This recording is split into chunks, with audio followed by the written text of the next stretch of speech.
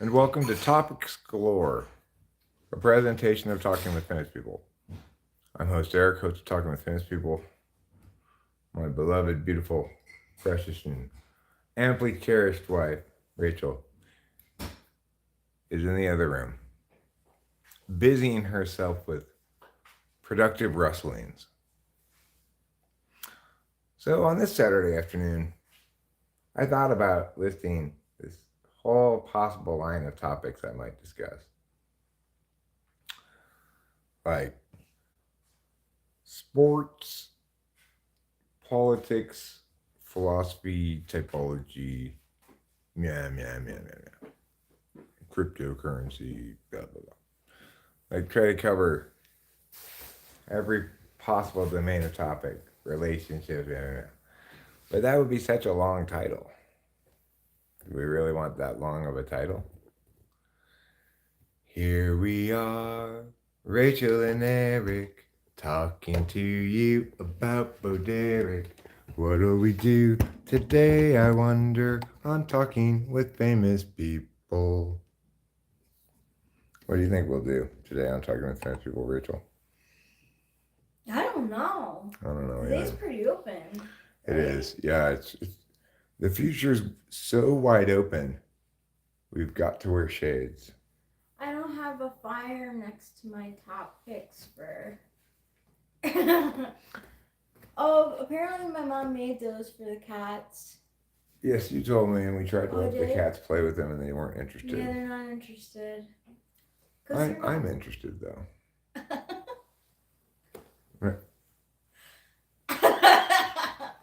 Wow, you're really using them for the purpose. Yeah. Maybe your mom secretly knew that I was really into these kind of things. Maybe. So it's a Saturday afternoon. I've done the vacuuming I tasked with myself today. Because my previous attempts to remedy the smell of cat pee in this room left a whisper of cat pee remaining. So I re-vacuumed the spot with more Resolve carpet cleaner. And so far so good on the olfactory scale.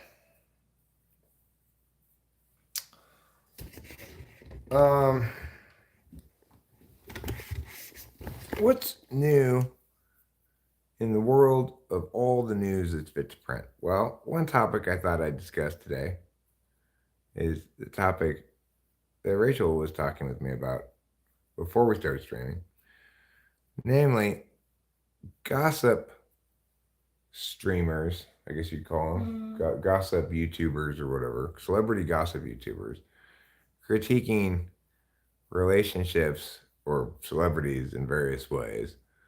And in particular, was talking about this one celebrity couple that's got a 23-year age gap. And I guess this woman met this young man when he was 19. I don't know how long they've been together. 11 years. Which made her 42 at the time. So now he's 30 and she's 53. Anyway, this YouTuber was critiquing the woman for quote unquote grooming him. And I suspect that on some level, Rachel's upset by that because she wants to make sure that we're not subject to the same critique because we have a 14-year age gap, But of course, you can't groom a 34-year-old for something. Rachel was 34 when we met, right? Mm-hmm. Yeah. And definitionally, grooming requires the person to be too young. I mean, it requires like a knowledge gap of some sort, I think, as well. Like, the person's being exploitative in some way, etc. I don't think anybody could fairly accuse me of that. But this is the thumbnail. I like this picture. It's a family of 3 with buckets on their head. I think it's a funny picture. That's why I like it. All right, cool. So what we want to do then, we want to click that there. We're going to bring it up here on the big screen.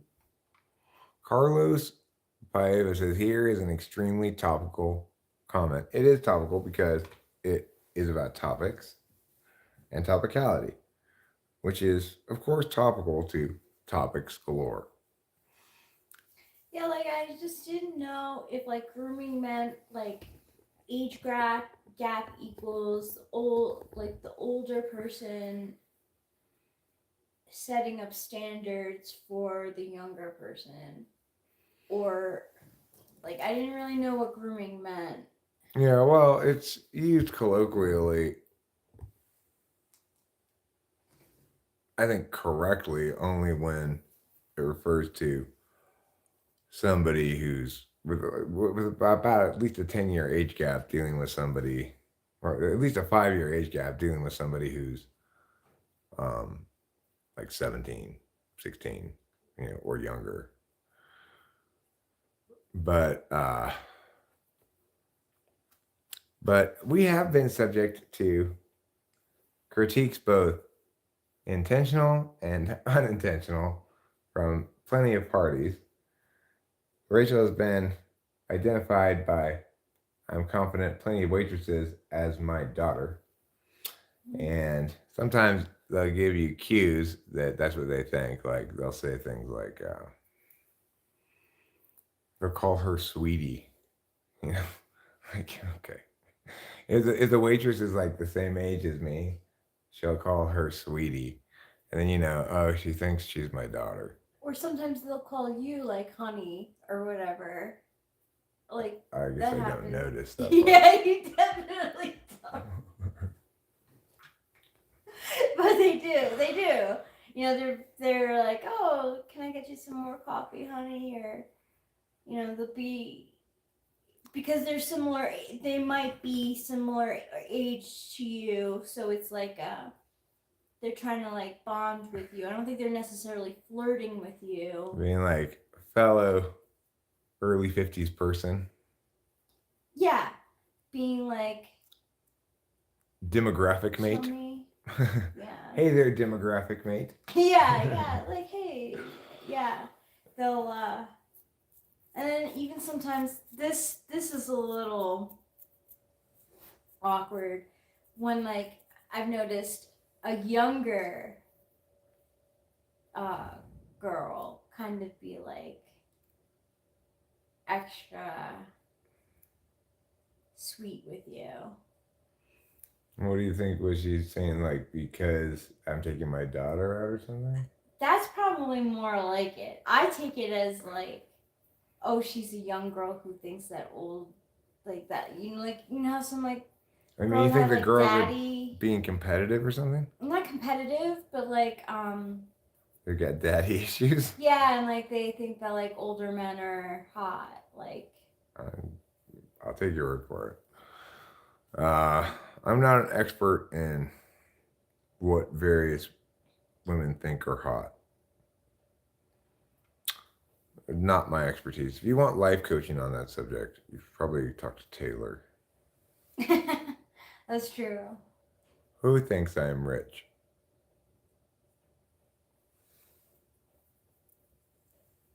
Rachel? Oh. We're not rich. And certainly Rachel didn't think that when we got together, because we were broke AF.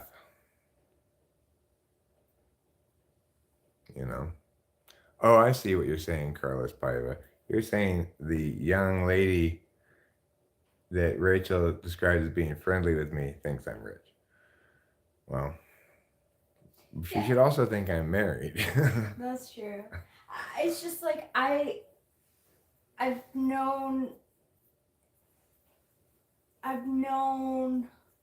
been friends with girls who like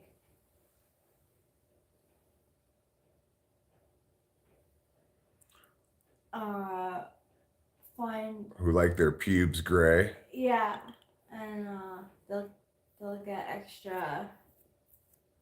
They'll be extra sweet to the men. Nothing Well, wrong with that. I take it as a compliment. I think they're a bunch of filthy whores. You're really crafty. I'm so glad that you just made that Thanks. candy cane wand. Yeah, it's a barber pole, right? It's a barber pole. Well, you just have to look at it from just here to here. You can't look at the rest of it. Okay.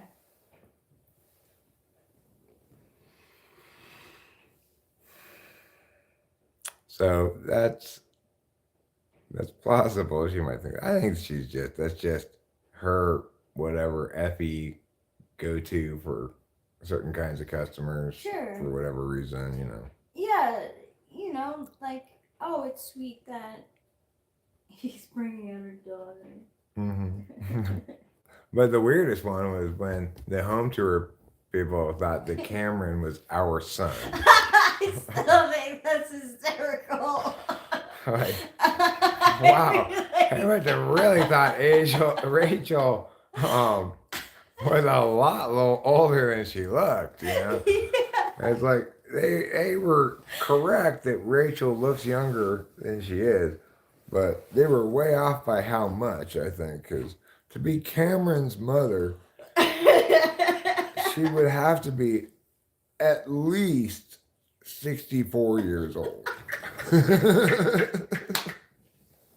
That's assuming she had it at 14 or something, right? Or 15. And Cameron looks young, but Not that young. no. The truth is, for Cameron to be our son and for our relationship to have been legal at the time, you'd have to be at least 18 years older than Cameron, which puts you at 67. Yeah, I would have to go be at 67. And I mean, I don't think I look 67. No, you definitely don't. They must have been like, wow, you must really slap on the oil of Olay. And it was funny how it happened too, because like he said it, and then they left, and we were kind of like, wait a second. Yeah. Yeah. So that one runs counter to the normal kind of thing that we get, which is mistaking Rachel for something other than my wife.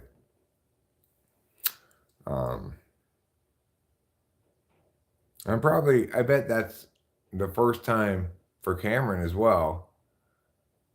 I don't remember who it was who said that, but I bet that's the first time you've been mistaken for the son of somebody 12 years younger than you. It's gotta feel pretty good.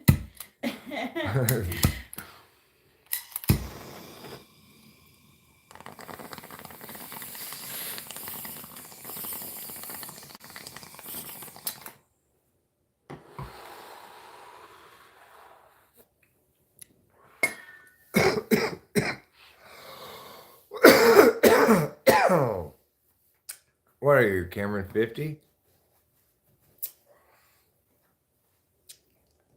I think that's how old you are. I think you're 2 years younger than me, right?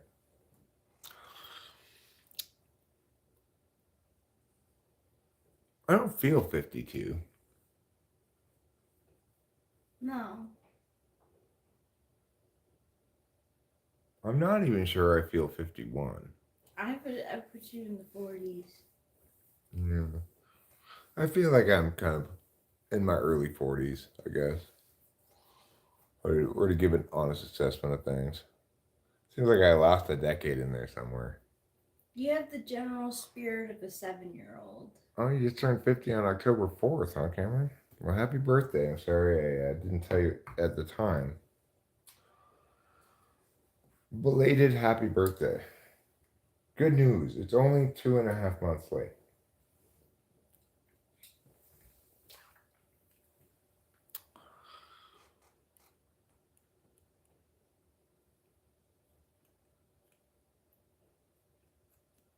So, anywho, I think it's a little bit irresponsible of like celebrity gossip people to critique our relationship without concrete examples of how the relationship is bad, you know? I agree, it sounds kind of skeevy to me for a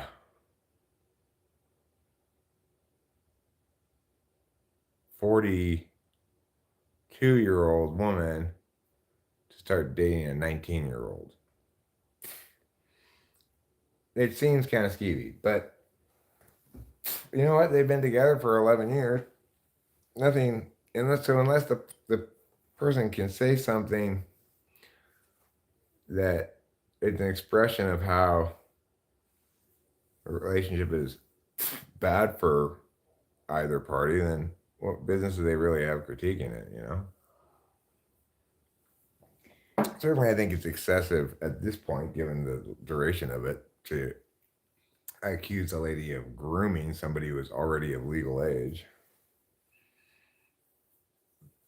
Maybe he's always liked older women. I don't know. Yeah, maybe. He said it's just like confusing. He said he loves to be at home with the kids. Like he enjoys the role of parenting and stuff. Like again, is that a part of her grooming? I don't know, but I mean, like, you'd have to show some way in which ultimately the woman's narratives about the couple and about the man were somehow exploitative or sacrificed his possible future and what was in his interests for her desired outcomes. I think you'd have to do that. And I think that that's inadequately established in this case from what you said in response to my querying you about that. Cameron McElroy. There are two Camerons at one time. Two Camerons and a Carlos. We are rolling large with C's.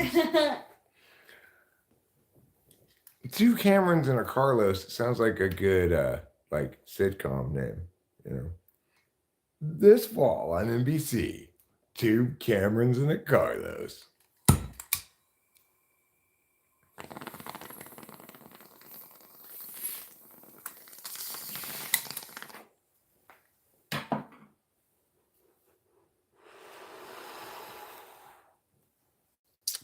So what are you up to this fine afternoon, Cameron McElroy? Well, it looks like it be pronounced McElroy, but I bet it's McElroy. What do you think, Rachel? I think it's McElroy. I guess like a tennis player spelled it like that, I think. Did he? I think. I don't know. I don't remember. I've got horrible tasting bong resin on my lips. I better get a beverage to rinse my lips of the flavor. The other thing I'm going to do is something that I believe we should do when it gets smoky in here. And that's turn this fan on. This fan, you know, actually moves quite a bit of air. Oh, yeah, it does. Once it gets going pretty fast. I feel it upstairs. And probably renders this fan unnecessary, you know? If you're somebody like us who smokes, there's more reason potentially to need a fan than somebody who doesn't smoke. Yeah, that's true. But we also don't smoke cigarettes in the house. No. So Cameron means crooked nose, does it? Interesting. Crooked nose moto. I wonder if that's a particular kind of motor, like a rotary engine. Ah, the old rotary engine. Mazda's idealized dream baby that never was. Why? What's wrong ultimately with the rotary engine? What makes it unsuccessful as an engine? Um,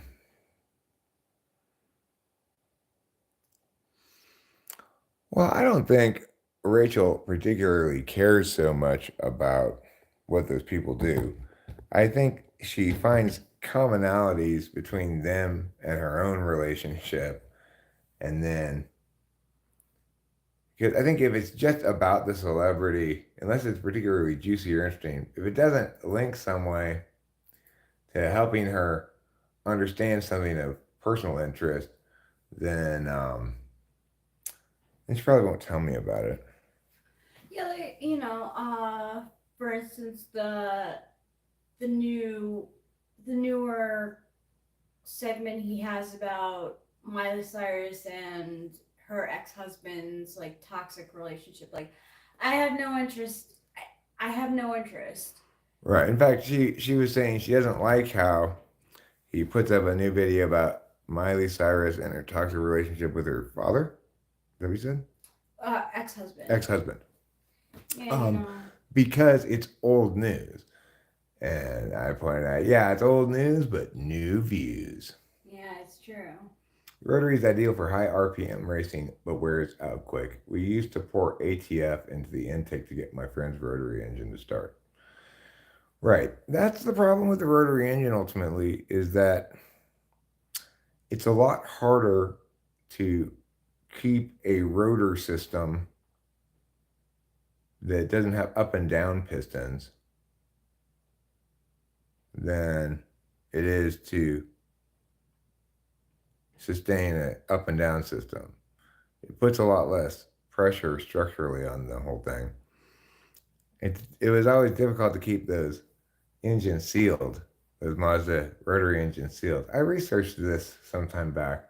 I probably talked with Cameron about it before too, but um, I actually researched it because I remember back in the day, it was sort of like the engine was for a little bit like maybe the future. They just needed to refine a few things. Well, the things they needed to refine turned out to be fundamental deficiencies in the design structure. I guess it would be conceivable that you could overcome those with better materials, maybe like make the whole thing out of titanium. I'm not sure, but um, I mean, a car engine, it does a lot of work and it's expected to do a lot of work for a long time without giving you problems. Very few machines are anywhere close to as reliable or expected to be as reliable as a car is.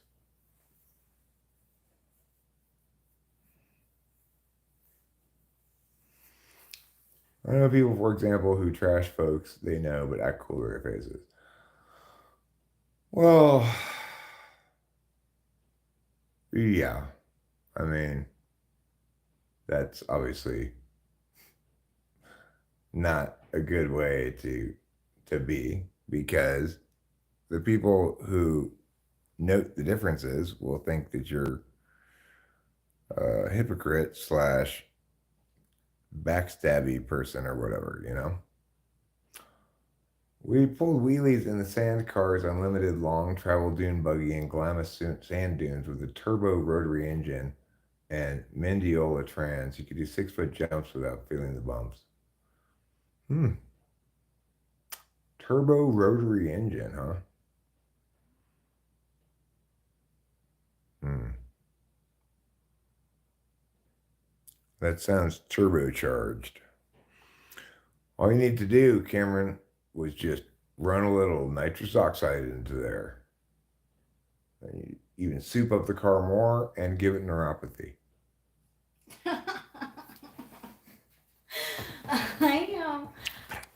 I I appreciate our level of activity. Like, you're not a super Like today, it's like a beautiful day in the neighborhood. Come on, Rachel, it's gorgeous out. What are you doing? Get out of bed. Come on, let's go. Yeah, like let's go like hiking or something. We gotta live our lives. Isn't this great, honey?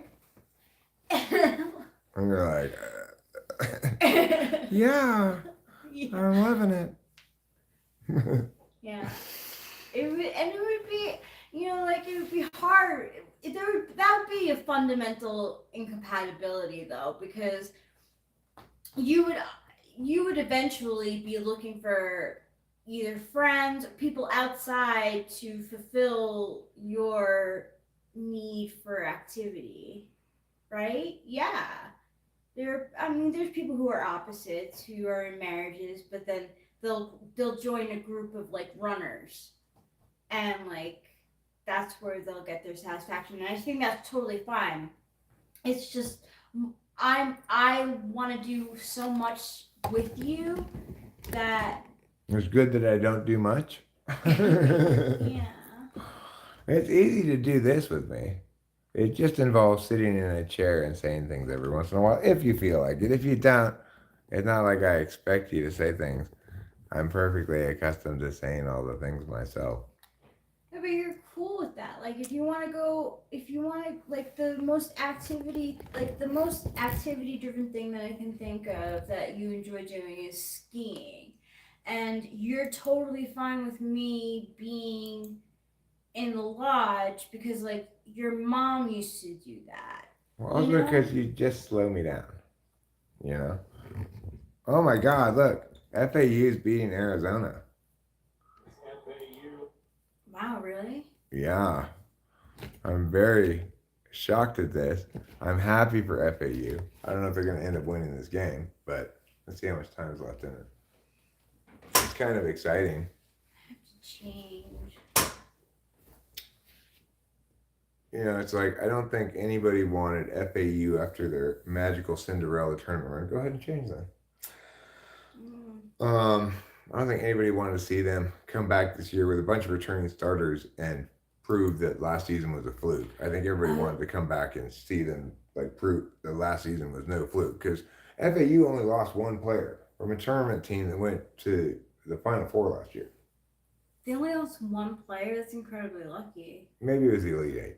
It's either the Elite Eight or the Final Four. And yeah, they got everybody with one key guy coming back. So I think the whole country who watches and follows college basketball at all would have been disappointed had Florida Atlantic sucked this year. Instead, they're ranked number 14, they're 9-2, and they're currently beating 9-1 number 4 Arizona. So good for them. Good job, Owls. Even though I normally root for Pac-12 teams, I will not do that. Oh. I guess as much anymore after this season because it's the last season of the Pac-12. Yeah.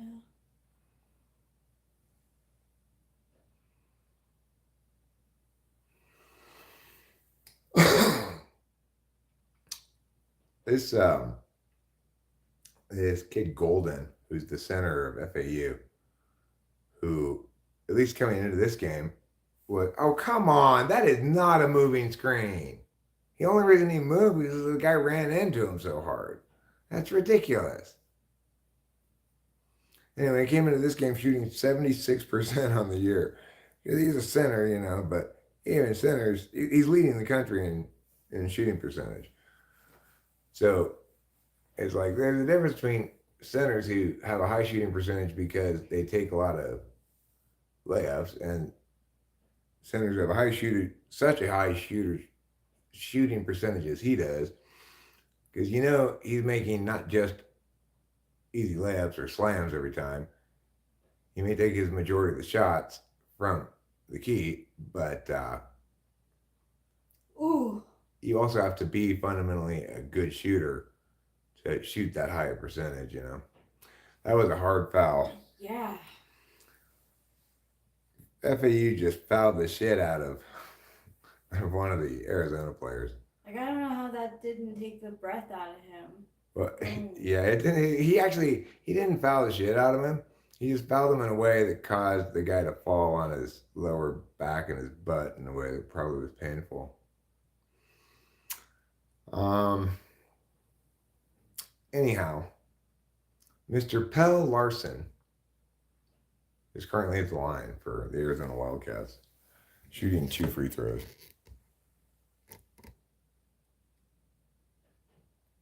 And he will currently be attempting free throw number 2. did he make one? No, he missed the first one. Mm. Mr. Pell Larson, he made the second free throw. And now the Owls' lead is cut to 1 with just a minute and a half left to play, minute 33, here in the second half. I should mention this is copyright 2023 Pac-12 conference. Okay, so all accounts of this game, including this one, belong to the Pac-12. I am not doing any sort of copyright violation here. I'm just celebrating the Pac-12's copyright and saying, good job, Pac-12, for using your copyright to broadcast this wonderful game on television. I appreciate your part in this as well, Fox College Hoops. So, you know, they say like all meow, meow, meow, and accounts of this game are property of meow. How can somebody's account of a game belong to somebody else exactly? Like, so are fans not allowed to tell their friends about the game after they bought a ticket to see? After they've had the experience of seeing it? You know, it's ridiculous. They can't claim ownership of all accounts of the game. I guess their point is you can't profit off an account of the game at all. But I think it's fair to say that reporters don't need to get permission to report on a game, do they? I can't imagine that would be the case. So it's hard to say exactly where that line would fall in terms of talking about a game you're watching on TV, right?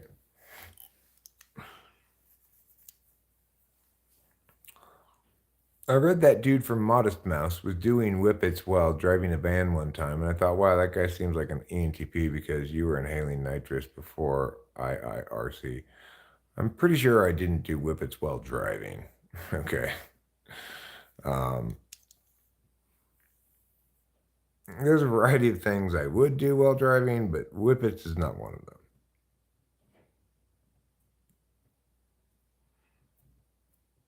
And that's probably not a good idea, you know. It's a good way to crash your car. 3-point shot from Arizona has given them back the lead in this basketball game. And the FAU Owls are looking at one another in dismay.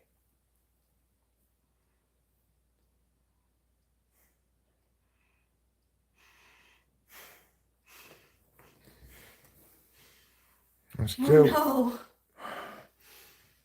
It's hard to say what that is I'm smelling. Like, I feel like he peed over here after the time that I kicked him out of the room. To get back at you, is that what you're saying? Yeah. Okay, well, have you gone over and smelled the ground over there and see if it smells of pee? To me, it doesn't. You gotta kind of get down low and smell it, you know?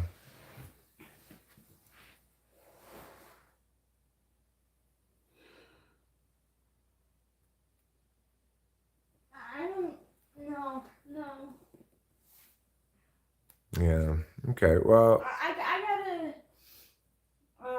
I'll check it. Like, I'll go in the. If you want to, whatever you want to do. I'm gonna wash my face and get decent because I feel. Okay. Rachel's fresh out of bed. She's got that fresh out of bed feeling. She wants some Summer's Eve by Massengill. I do. Well, Mr. Golden scored a slam dunk basket, and now, with 7.2 seconds left in the second half, the game between the Florida Atlantic Owls and Arizona Wildcats is tied at a score of 73 apiece.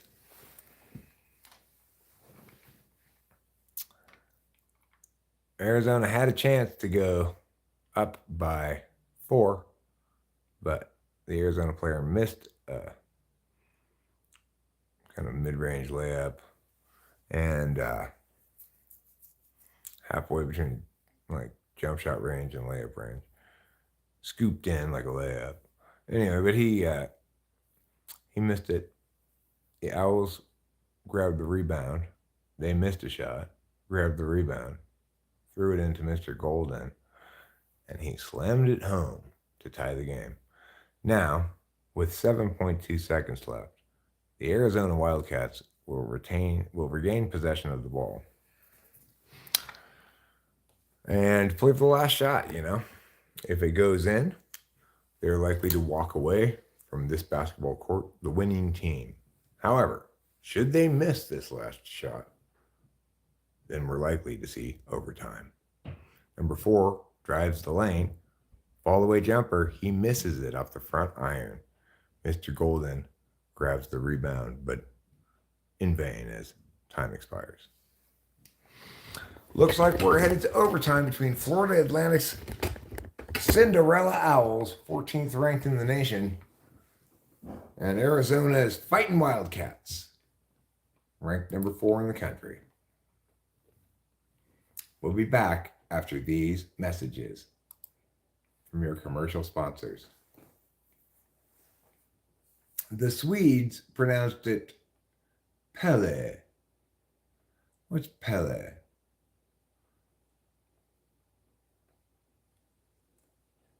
I don't know what that is.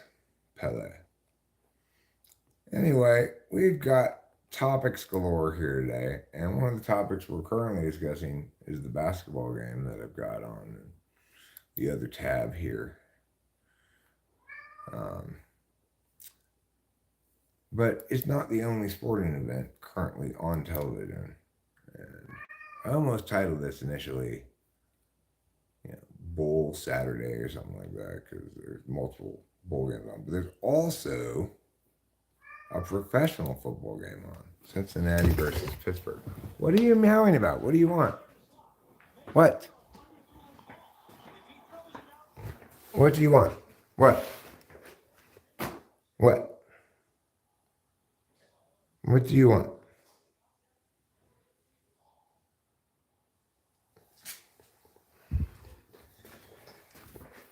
You want me to watch you eat? Come on, get up on the table then. Go on. Go on. Go on now. Go on now and get.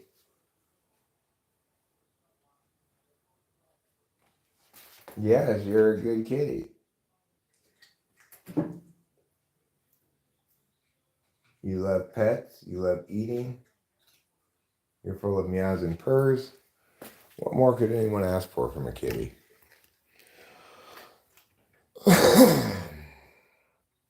Merry Christmas Eve to you too. Jingle balls. Is Santa coming in your chimney this year?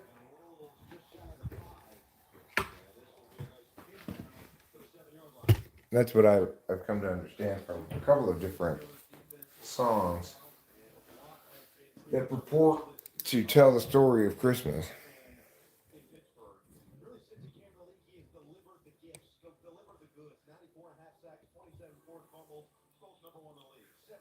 Coming down my chimney tonight.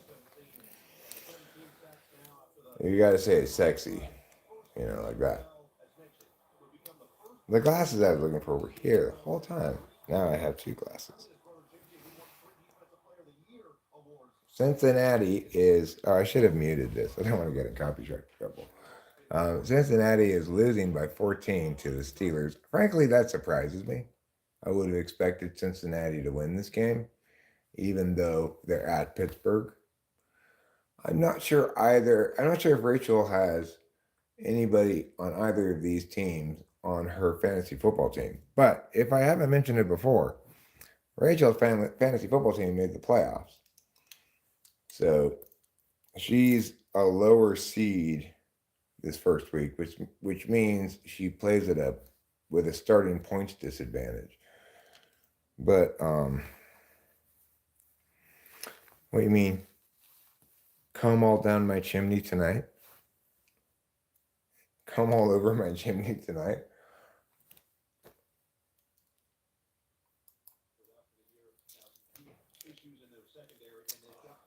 I don't think it's the worst holiday song. I think what's a worse holiday song is meow meow meow meow meow meow meow meow meow meow meow. Actually, it's not that bad. I don't like the rumpa pum pum, rumpa pum pum, rumpa pum pum. I don't like that part. Too many rumpa pums. I don't like the 12 Days of Christmas. I think Santa Baby is a better song than the 12 Days of Christmas. I don't like I kind of do like that song actually. Well, I know I don't like All I Want for Christmas Is You. I don't like that song at all. I don't like Paul McCartney's As We're Having a Wonderful Christmas Time very much. I also don't like John Lennon's Meow Meow It's Christmas. Meow, meow. I don't like that song very much either. I don't like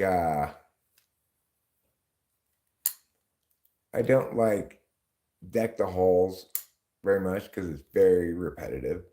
Meow meow meow meow meow meow meow meow meow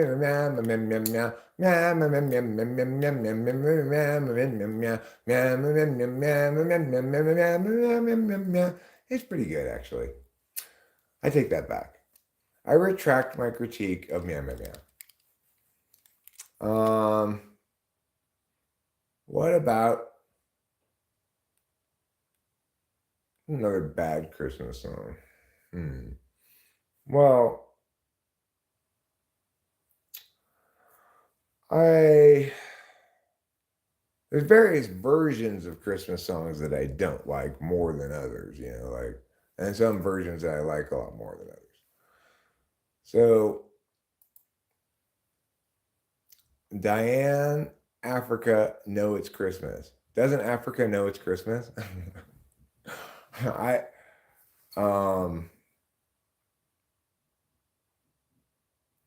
So probably the one that you're speaking about, Here I Am, is, what's her name? Eartha Kitt is the most commonly played version of Santa Baby. Yeah, and I agree, it's not very Christmassy. Mary, Did You Know? I don't know that song. Africa Doesn't Know It's Christmas. Doesn't Africa know it's Christmas? I don't know that song, but I love the title of it. Doesn't Africa know it's Christmas? If so, why don't they get rid of some of these flies?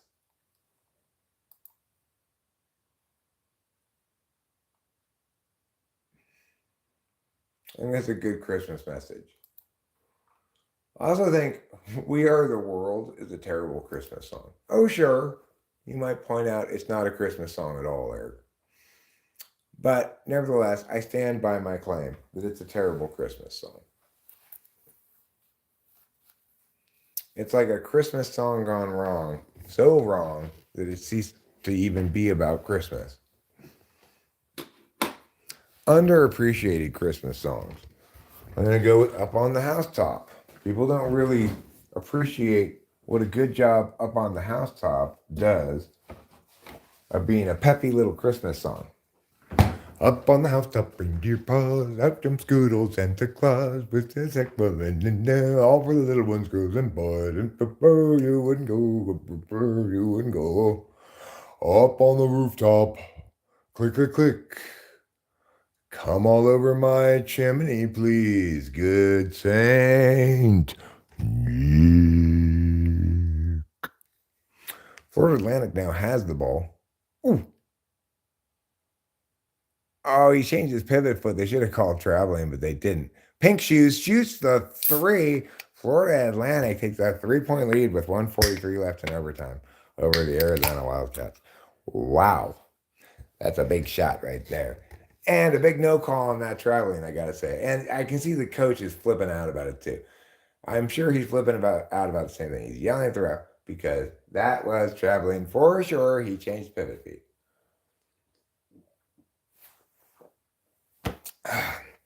This beverage surprised me because at the fridge, I first got out a guava nectar. Then I replaced it and got out this Coors Edge non-alcoholic beer instead. But I kind of didn't update my SI, and I expected it to be guava nectar. And it wasn't, you know. It just wasn't guava nectar. My tongue had little way of denying that.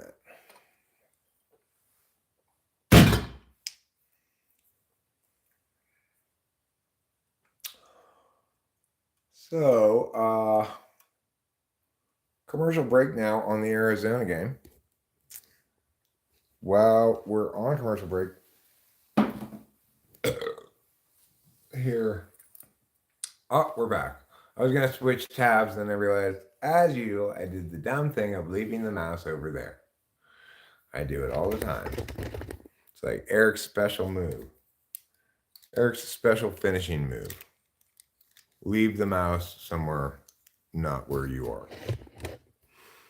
Do They Know It's Christmas is a charity song written in 1984 by Bob Geldof. Do they know it's Christmas? Right, okay, now I know what you're referring to. And I agree, that's a terrible song.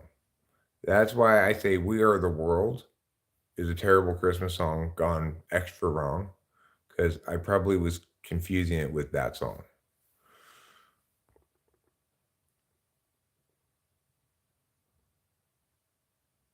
Well, I tell you this though, Hero, I got to correct you on the romantic thing.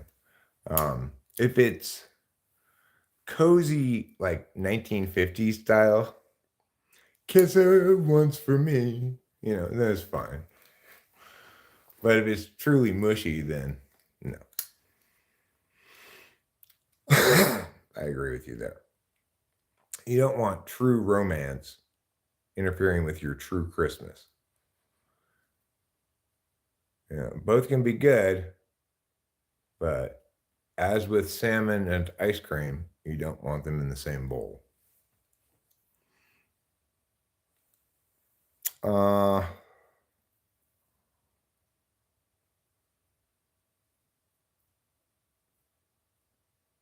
FAU has the ball up by a point as Arizona shot successfully a 2-point basket. With the shot clock running down, Florida Atlantic's player took up, I would say, ill-advised fall-away jump shot from around the 3-point line, but got bailed out by a ticky-tack foul call on a Wildcats player who, frankly, doesn't look like even touched the guy. It wasn't even just ticky-tack. It looked like it was completely, there was nothing there to call. He got a little bit of the ball, but he got all ball. And got no hand or arm at all. So it was completely a bullshit foul.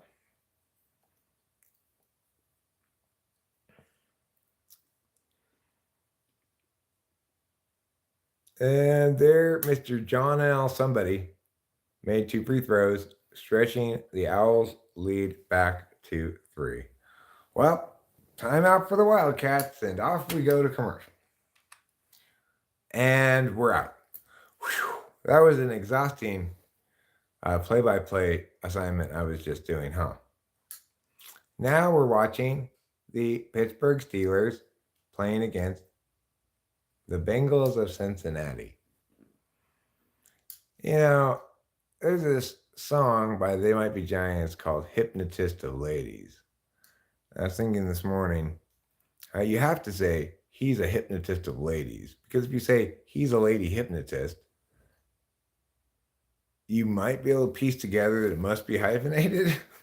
But not necessarily because, well, with all the gender disarray of the contemporary milieu.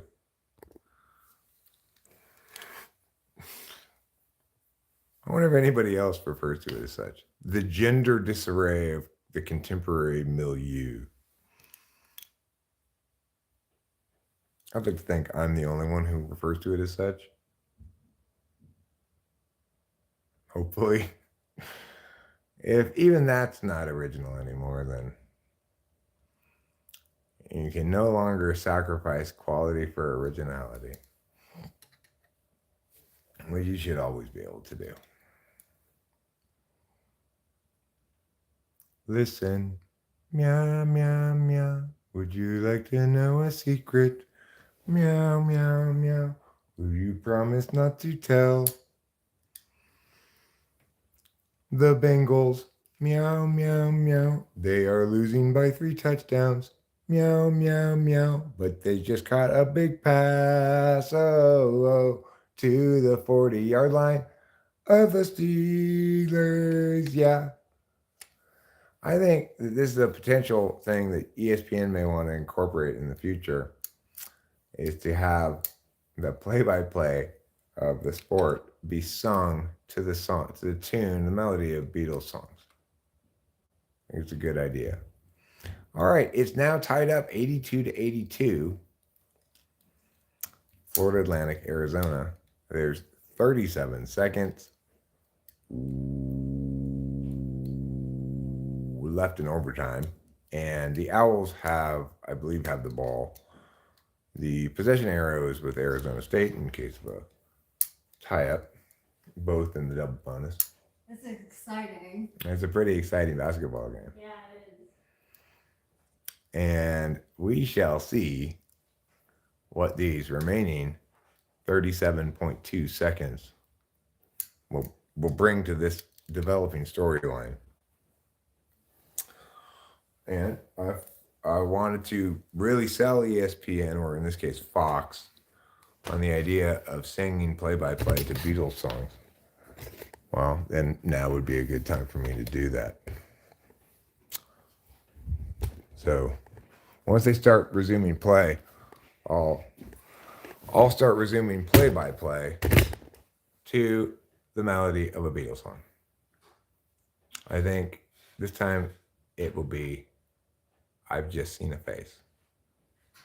So get ready to be mesmerized by the future of sports play-by-play announcing.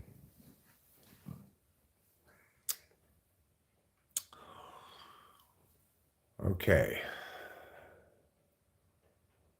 We're waiting for them to resume play, of course, at the moment. I don't do the in-between parts, not in song, just the play-by-play. Okay. I mean, sometimes we get started just a split second early, as per, like when the guy's got the ball, is going to throw it in bounds, but he's in the process of throwing it in. I could begin then, I just saw a pass. It went to that guy. Now he's dribbling fast instead. He's dribbling very slow. He's going to make the half court, though, in time. Now he's over the line. Number 12 for the Owls. He's dribbling bow, and wow, he's going to go past soon. And then he does, and it will be in noon. And he will pass it in. Now this guy, he kicks it out to a driving fellow, John Elman, yeah. John L. makes a basket, and Florida Atlantic's up by 2, and Wildcats take timeout then, and now they're in timeout again, because wow, Florida Atlantic's up by 2 points.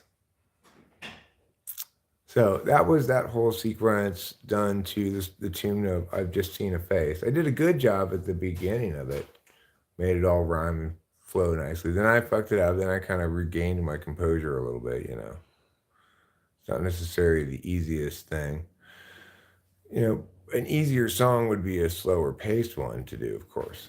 Maybe the next set of play action available to be play by played, I will enlist the assistance of the song Girl, which is in a slower tempo. No, not Girl, but rather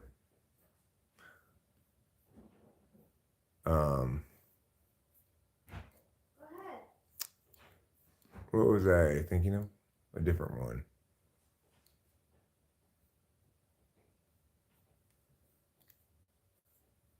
I'm thinking of Norwegian Wood. That's right. That's a nice slow song. Meow, meow, meow, meow, meow. And then Mr. Love passes it in. Arizona drives up the court quickly with 6 seconds left. And then he runs into a guy and gets called for the foul. Yeah. Now, Wildcat guy who drew him a foul goes to the line. He'll have 2 free throws and make them both, then extra time. 'Cause only 6 seconds remain in overtime, the first. And if he makes both free throws, it's likely to be not the worst for them. He made free throw 1, Caleb Love, number 2 son. He shoots the second free throw and makes it as well. And now it's a tie. No, thank you. But Florida Atlantic has 5.9 seconds left. And they'll pass it in and try shooting it in. Yes, I bet. Wet. First, here comes an owl to take the pass. He passes it back. Then, to number 4, he throws it in, and that guy shoots it and misses it again. We're going ahead now to overtime number 2. They're tied, both these 2 teams after 1. Don't you know? You do. All right, well, that's the end of overtime, but not the end of the game. Just goes to show you. What's that? Is it still tied? Yeah, it's tied at 84, I believe, now. Wow. And they're going to have a second overtime to try to finish this game. Unlike college football, you can have infinite overtimes in college basketball. They could just keep playing additional 5-minute periods forever if they keep ending up tied, which I like.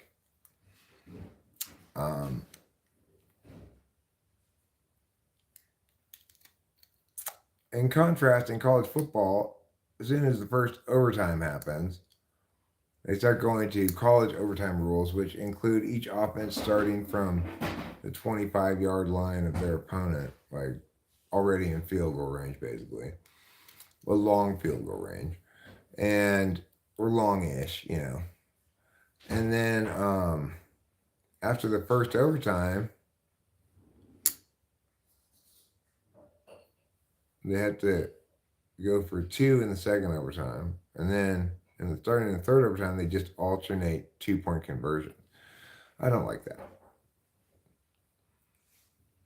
Really, ideally, I think they should just play an additional quarter of football, you know, or do NFL style sudden death, which is kind of like adjusted sudden death overtime, with the adjustment that you can't win with a field goal in the first possession of overtime. So that pass somehow got through to somebody who had a pretty good shot at the end of the first overtime for Florida Atlantic, but failed to make it. And now we begin overtime number 2. So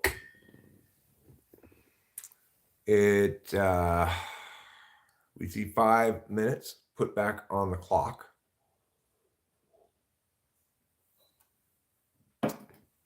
The shot clock reset to 30. Bob Geldof. No, Ethiopia has traditions.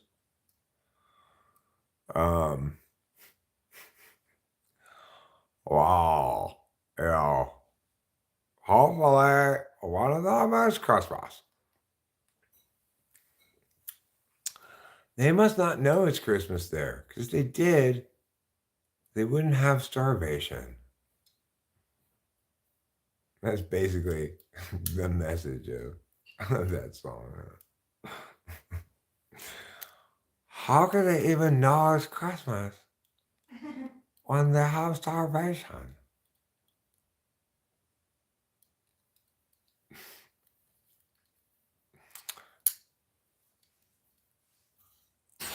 Oh, I'm so hungry. I know this time of year is special somehow. Can't remember. Due to starvation. One of the first signs of starvation is forgetting about Christmas, by the way. And one of the side effects of starvation that people don't talk about a lot. Like one of the weird things, like how hypothermia can sometimes make people take off their clothes even though they're freezing to death.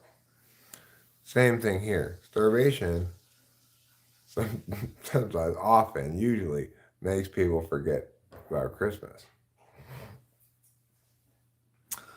Golden fouled out, and he only shot 50% from the floor today, 3 for 6. That's well below his season average of 76% coming into the game. Not sure how much it dropped that average, given that there were only 6 shots taken, 3 missed. It depends how often he shot ahead before the game, of course, But regardless, he's out of the game. Don't count the Owls out, though, because they have more quality players on their team than simply Vlad Golden. And currently, one of them is dribbling the ball. Number 1, he's got the ball now, and there's 9 seconds left on the shot clock. He's dribbling around the outside of the 3-point line, now into the key, all the way jump shot. Bank shot, goes in, comes out, goes back in again. To give Florida Atlantic a 2-point lead. Now, with 3:42 left in the second overtime, the Arizona Wildcats are making their way up the floor. Number 5 has the ball currently and shoots a little floating jump shot in the lane, misses it, gets his own rebound, goes back up for the putback, tying the score at 8-8-8-8. 4 eights in total in the score here. 8s are wild. Florida Atlantic drives straight past the apparently distracted Arizona defense and scores a 2-point basket to take a lead again. Arizona attempts to answer with a 3, but it's a bit of a brick. Rebound comes along to Florida Atlantic. They march the ball right back up the field and are currently passing the ball around near the half-court line until now. Number 12 dribbles in, shoots a 3-point basket to stretch the lead to 5. Wow, Florida Atlantic, look at you go. Jalen Gaffney was the gentleman who shot that 3-point shot. And number 5 for Arizona now has the ball, passes to number 3. They don't seem too concerned about the time ticking away as there's still 2:20 left on the clock. Drive into the lane, get a quick in, relatively quick and relatively straightforward 2-point basket to cut the lead to 3. Now Florida Atlantic's number 12, who seems to be their primary ball handler, has the ball in the offensive end of the floor again, and number 25, to whom he passed the ball in the key, appears to have been fouled while going up for rather a poor shot, it looked like. But that John L., whatever his last name is, he's a real good player. Mm-hmm.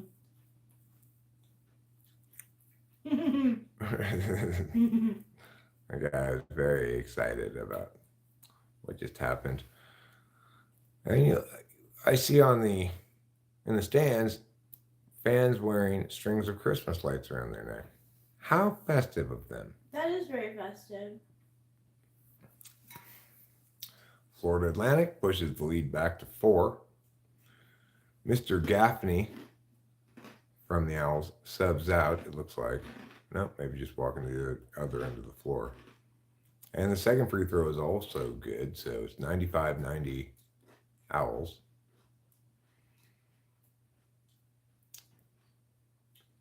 And with 2 minutes remaining in the second overtime, Arizona brings the ball back up court here. And KJ Lewis, number 5, is fouled out for the Cats with that last foul, apparently. Number 3 now has the ball. Now to number 4's hands. He takes a long three-point shot and buries it. Nice shooting, Tex. 2-point game. Florida Atlantic, 95. Arizona, 93. A minute 40 left in the second overtime. 24 seconds on the shot clock.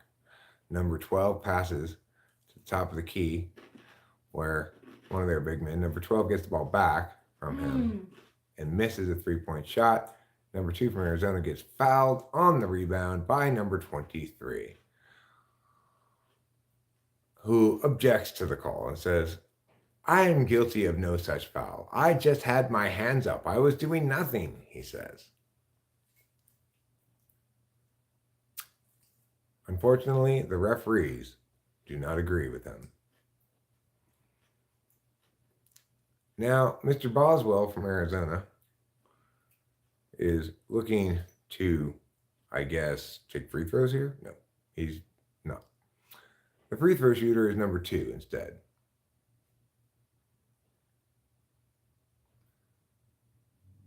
The Owls have 3 players with 4 fouls. The Wildcats have 1. Each team has 1 player that's already fouled out. Tie game again. A minute 27 left in the second overtime. This is the game that keeps on giving in this Christmas season. Number 12 for Florida Atlantic passes the ball in again to their, looks like power forward or center perhaps, who gets the ball to number 23, who drives the lane. He kicks out. Number 12 has the ball again. He kicks out to number 23 again, to number 12 again. Number 12 works off of a pick to the top of the, to the three-point line. Oh, and Home Fries, number 3, gets fouled hard underneath the basket. I wouldn't be stunned if they call that a flagrant foul, if they have that in college. I'm not sure if they have flagrants or intentionals, or there's some equivalent to it, I believe. If that's not a flagrant foul, I don't know what is. That was pretty bad. The 2 number 3s, I guess, were battling each other for who deserved to wear number 3.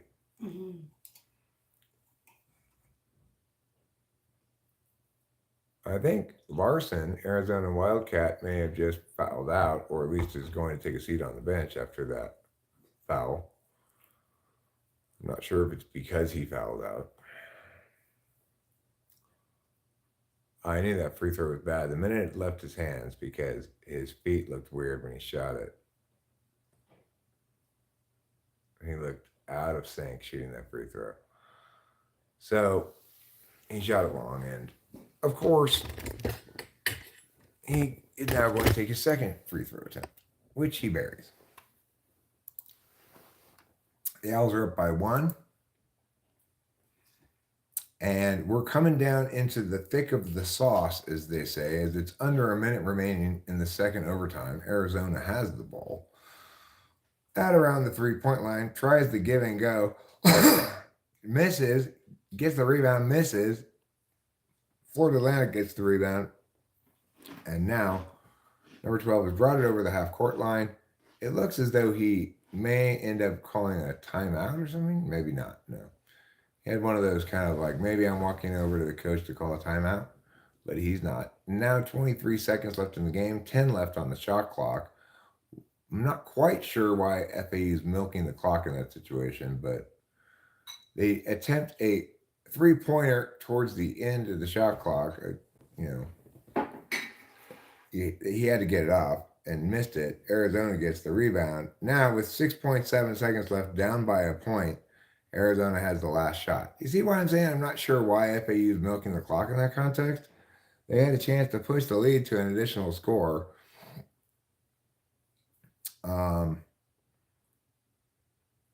With aggressiveness, that if it failed and they gave the ball up, then they should have played with a 2-for-1, as they say in basketball commentating. The 2-for-1 means I can get up a shot here, and then I'm guaranteed to have some clock left after you get your shot off. I Can See Your Voice season premiere. What's the Mystery music show. Hi, Trouble. How are you, young man? What a good kitty. Oh, he lets you pat him so nicely. He did like 5 times, right? And he gives me the look. You've got the look, you're going to scratch. You've got the look, you think an ass. Yes, because you're such an ass. That's right. Okay. Now, we return to the basketball game about which we've been having this wonderful live stream experience. I know, Hero Lamb, that how could you leave me standing alone in a world that's so cold? I agree with you there. But I want to point out there's plenty of warmth in this white-hot college basketball matchup between ranked teams on a very packed sports Saturday. We find ourselves adrift in uncertainty, even here at the end of the second overtime. Who shall win? Will it be the team currently in the lead, Florida Atlantic Owls, or the team just 1 point behind, the Arizona Wildcats? They currently have the ball. 3-point shot, no good. Rebound, Owls. They heave it down the court. Owls have won the game. Wow. Congratulations, Florida Atlantic. You just took down the Arizona Wildcats. You deserve your 14th ranking. I'm sure it'll go up. Your 9-2 record, now 10-2, is not at all deceptive. You are for real. I also watched you lose to a very good, who did you lose to? Gonzaga team? That was a very close game though too. So good job, Florida Atlantic. I'm proud of you. And that is one to grow on in the sport of college basketball. Now, let's see if the Cincinnati Bengals are still having as much trouble with the Pittsburgh Steelers as they were earlier. Yes, in fact, they're having exactly as much trouble. It's still 21-0. It's about to go into halftime. It looks like it will go into halftime 21-0. It's worth noting, I believe it was 21-0 in the first quarter of this game. So nothing much has happened since. And Steelers have lost opportunity to press the advantage, I guess, but they also haven't given up anything, I guess. So they should go into half pretty happy. On this 4th and 6, with 4 seconds left in the half, Pittsburgh's kicker, Mr. Boswell, Chris Boswell, is going to attempt a field goal. Will he make this field goal to stretch his team's lead to 24? It's a 50-yarder, well within his range. His career long is 57. And proudly wearing the number 9, in homage of the Beatles song, he sends it out from his foot and through the uprights, scoring his team 3 more points. Congratulations to you, Pittsburgh Steelers kicker. Now it's halftime. We'll close out that tab and get rid of that game until later. This is what it sounds like when the doves cry, Hero Lamb. Boo, boo, boo, boo. Boo, boo, boo, boo. Okay.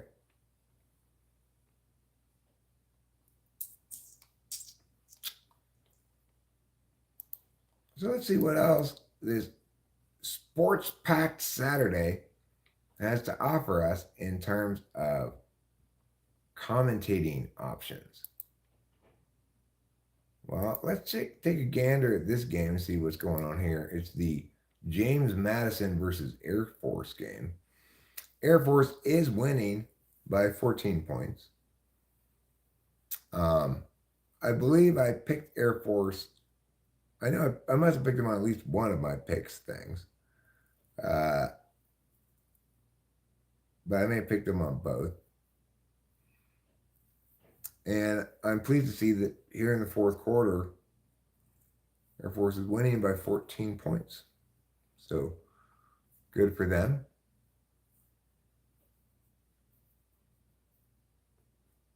And I also probably don't want to watch this game because Air Force is going to be trying to eat clock here. Well, it's not. Maybe I will watch a little bit of this game. I don't want to deny you some football commentary as well. Okay, so just to get a little college football commentary. I mean, sure you've had a little bit of NFL commentary, but we will stay for the duration of this drive. Currently, with 11 minutes left in the fourth quarter, Air Force has the ball, is in the red zone, is up by 14 points, is driving, and is milking clock. Chewing clock, I think you'd say at this point. Regardless, if Air Force goes in for another touchdown here and stretches the lead to 21, I think we could say this game is fair and well over. Number 9, the quarterback, hands off to number 4, who runs for about half a yard, gets stopped, bringing up second down and 10, 9.5. And they're going to dilly-dally, dick around, try to waste as much clock as they can, which is why I didn't really want to start commentating the game. But it's fine. I can just do other things in the 15 or so seconds that I know they're going to just be screwing around. Now there's 15 seconds left on the play clock, so Air Force is in formation with 6 or 7 seconds left on the play clock now. They adjust the play, and the snap comes off at 2 seconds left on the play clock. It's a pitch play to running back number 23, Kinemon, who picks up a good 6-7 yards with that thing.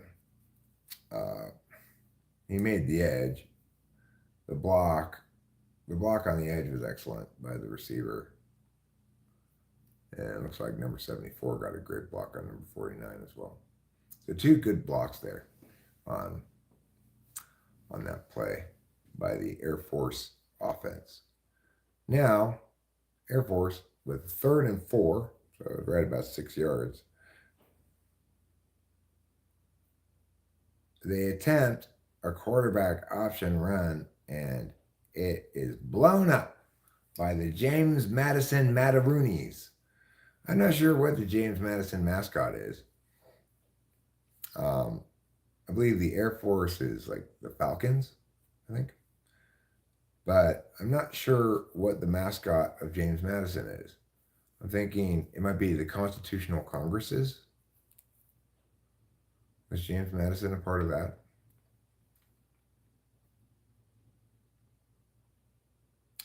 Anyway, Air Force gets held to a field goal, kicks the field goal from the 34-yard line, goes up by 17. That makes it a 3-score game with 8:20 left in the fourth quarter. Things are looking pretty dire for the James Madison Mataroonies. What are they? What does that say right there? Punks? Is that right? What did that say? All right, so let's look. See that again. Pooks? Dukes? Ducks? What the heck is that? I have no idea. I have no idea what was that. That's so weird. You can read the Air Force's name easily enough, Falcons, but it is kind of a weird font. Dukes? It must be the Dukes, yeah. It must be the Dukes. Oh, my picks. I did so bad. Well, There's a lot of games left in the bowl season. Let's check on the Georgia State Utah State game and see if that will allow us a little bit more opportunity to do some high quality football commentating while we're waiting for. Oh, we're not going back to that other game. Well, we'll check on it. We'll see if James Madison, if the Dukes mount a shocking, like, pow, pow, got a touchdown. Well, then there's probably time enough left. It's not like they're out of reach of 17 points with 8 minutes left, but it's unlikely, and it will get increasingly less likely, or you could say decreasingly likely. Oh man, I think I should go to Utah too. Today is not my day. I picked Utah State in this game too. Georgia State's up 38-14. Well, that game's over. Oh, it's in the third quarter, but it's still over. They're not gonna come back by that much. It's conceivable, but it's very unlikely. They need for Georgia State to make a couple of boneheaded mistakes, plus make some good plays themselves, etc. If you need a plus, then you're unlikely to accomplish that.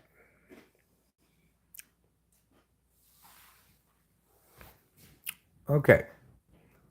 What else might there be that's on in terms of sporting events that are worth watching right now? Well, there's a couple of college basketball games that I'm not really that interested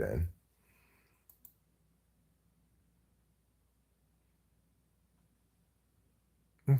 Oh, this is a basketball game. Georgia Tech versus Hawaii.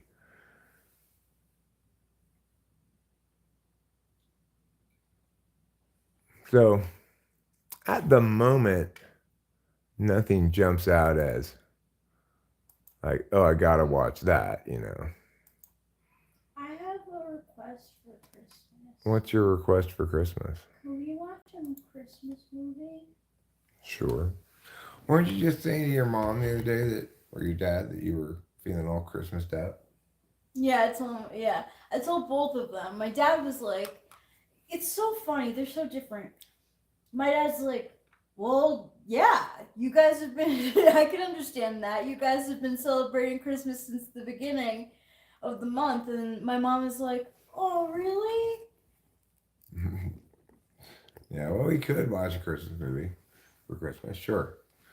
That sounds fine. Just so that it feels a little bit like Christmas. I mean, don't forget, I got all my Santa Claus duties to do. I got to take toys to the children all around the world. I forgot about that. Yeah. They always have a misconception that Santa has a belly. Well, he did until this past year when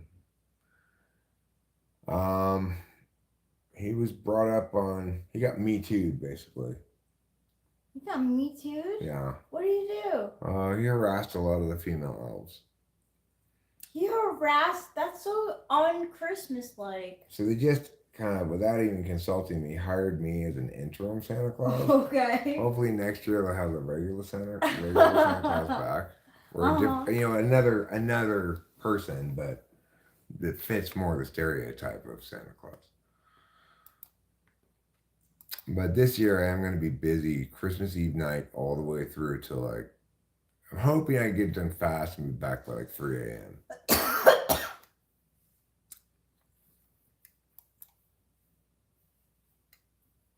Wait, so the earliest you'll be back is 3 a.m.? On Christmas morning, yeah. Oh, man.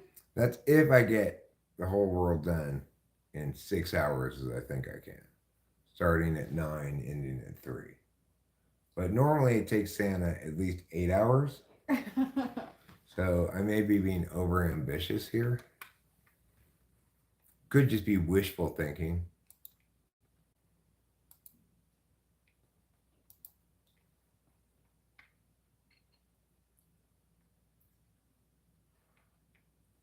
Baby, all I want for Christmas is you.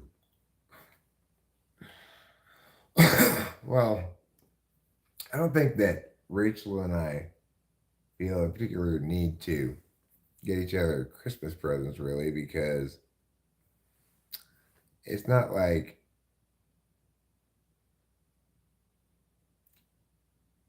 I can't do a better job of getting something for Rachel than she can of getting something for herself. Same thing for you. And the same in reverse. It's the same vice versa because um, it's like I don't necessarily like objects, right?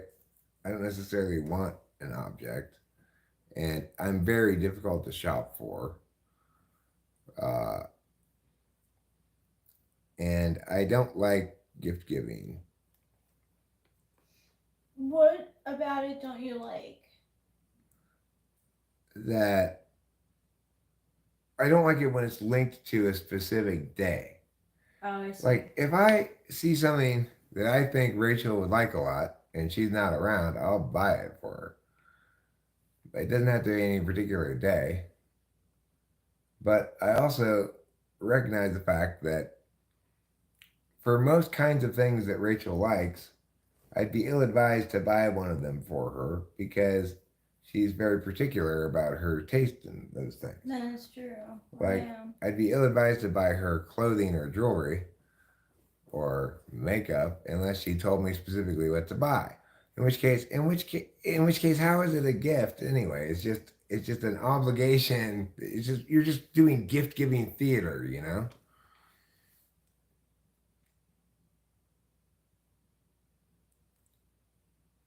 It's different when you're a kid and like you don't have any money and you tell your parent like you think it's coming from Santa and like you get the thing that you want.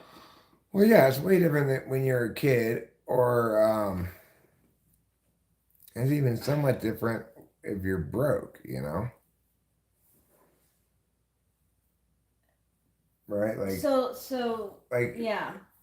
when when we're not empowered to get all the things we sort of reasonably want, then it's like you have some desires built up, right? But if you you have a habit of acquiring the things that you feel like you want to need as you want to need them, then there's even less reason for gift giving. Well, like it's definitely a love language thing because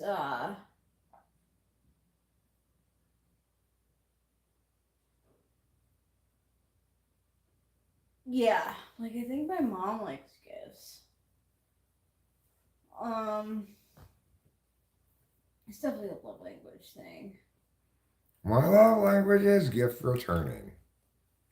There are some people who do that, and they're like, they do it as a sport. Do it as a sport? What do you mean? Like they get like a bunch of gifts, and they're like not happy with them, so they were like return them and get what they want. Huh. Well, good for them.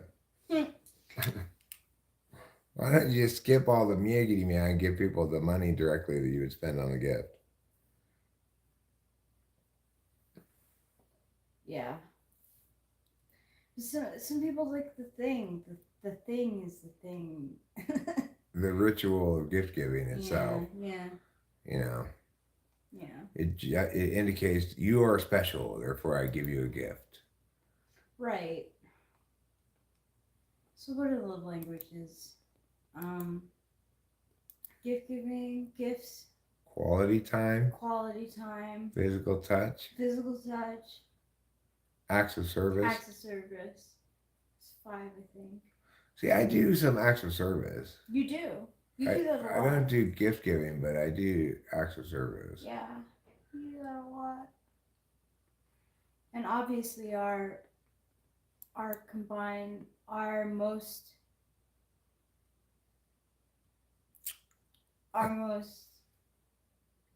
played out love language is quality time. Yeah. Yeah. How does Santa get down the chimney? Well, chimney, in terms of Santa's understanding of the word, can mean any way to get inside of a house, including the front door.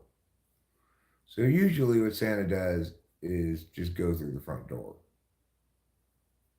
He also has a lockpick set infused with Christmas magic that helps him to pick a lock, even if it's a complicated lock. He's got a little stick that he uses in case you've got the chain moved inside the thing. Some dogs have that little chain. Well, he's got a stick that he uses to get that out of there. Wow, that's so magical. Yeah, the stick is also infused with Christmas magic. Oh, it is. Yeah. See, in the Santa Claus, they showed him as like shrinking into the. Yeah, they got that wrong. A lot of movies get a lot of things wrong about Santa. When you want the true grit on Santa, talk to me. Now, you were taught these things through Santa, right? Because now you're Santa Claus. Well, yeah, basically I got headhunted without my permission and knowledge and tricked into signing a contract for 1 year. And one of the stipulations I did get them to agree to was that somebody else would check the list, both the first and second time. Okay. So I don't have to do that. I'm sure you're really good with the reindeers. You're an animal person. Yeah, reindeers and I. Well, I haven't met the reindeers that are gonna be pulling the sleigh per se, but I did see some reindeers at a petting zoo one time. Okay, that's like reindeer adjacent, or it is reindeer, but it's. The thing is, I've been working remote all year. You've been with me the whole time because you've been here seeing these video conferences. You can't really get as good a feel for being Santa remotely when you're working remotely as you can at the North Pole. And I haven't actually been to the North Pole yet, but that's only a couple days away. Yeah, I know, but I've had a lot of meetings about it. I've had a lot of meetings. So you're a kind of learner. So you're not an hands-on learner. You're more of a. Well, I expect to learn on the job. Oh shit. Tomorrow night. Oh God! Wait, it's tomorrow? No, tomorrow night's Christmas Eve. Shit. I start work at 9 p.m., which means I have to leave here for the North Pole like in an hour. Can I have a suggestion? You know those manicotti that we got on Christmas Eve? My grandma used to make manicotti. So I'm not sure how many manicottis I got. If I got 2 additional ones, then we'll save those for then. If we ate the only 2 that I got, then we'll maybe have to go to the store tomorrow. We don't have to. I was only saying if we had him. Like we have to go to the store to get special frozen microwave dinners for Christmas. Would be pretty strange. So does that make me Mrs. Claus? Does that role need to be filled too, or? Well, I mean, legally yes. Okay. But the job of Mrs. Claus is just going to sit vacant because the old Mrs. Claus is technically still Mrs. Claus, but since she's not married to the current Santa Claus, it's a big human resources problem. Okay. Can you make it stop doing that? I'm not sure why it's doing that. It means the weight is imbalanced in the washing machine or dryer. How do I do that? Just move you just move it around, yeah. Oh my God! Look at this ad right there for Meme Combat. I told Delilah just last week, buy the pre-sale of Meme Combat. I don't know how, but Rachel knows how. I mean, not Rachel. Delilah knows how. And yes, I want to buy Meme Combat. How? How do I buy it? That's what I want to know.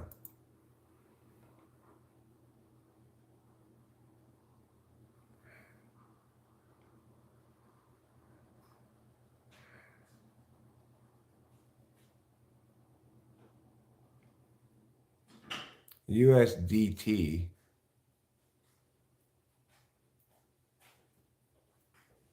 You can only buy it with crypto looks like. I don't have crypto.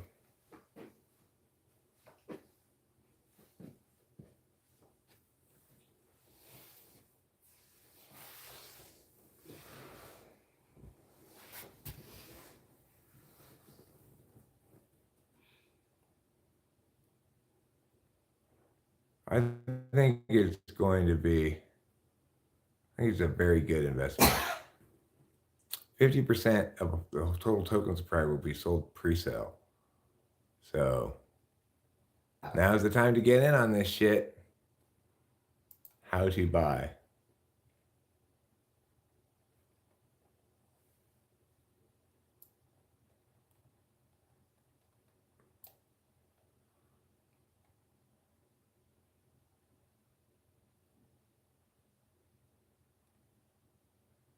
What is USDT?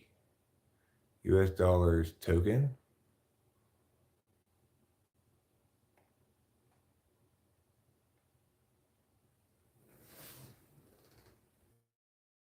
This sounds difficult, but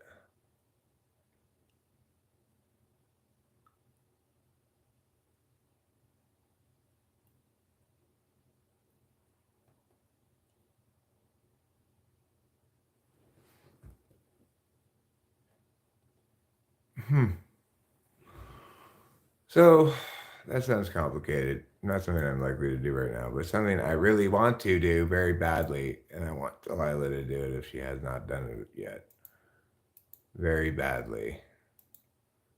But not badly enough to take any concrete action. Because it sounds hard, you know? It sounds like a lot of TE shit.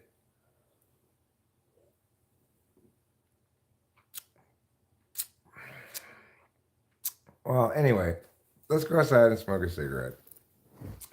I'm not sure how much longer I'll be live streaming, but I am sure that I'd like a bite of Rachel's salad. You hope what? I hope more. I hope you stream more. Okay. This is fun.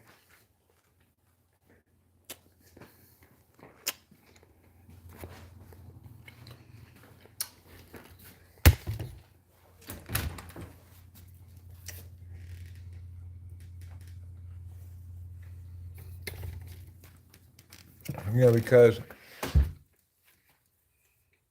a couple of things really.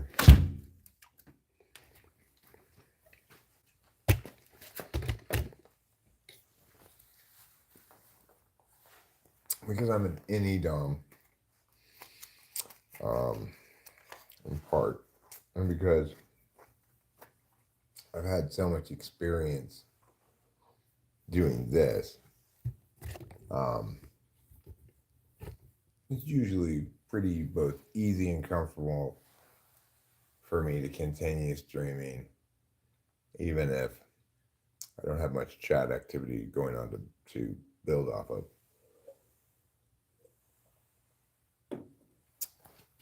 I am, in general, somewhat more inclined to stream shorter streams when I have fewer people chatting.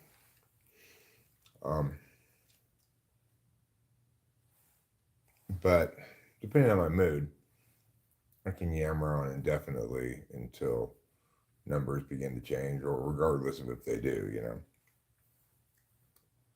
There's certain times of week that aren't very conducive to getting as much of an audience. Saturdays are not a particularly good day for audience availability. Of course, depends on your demographic.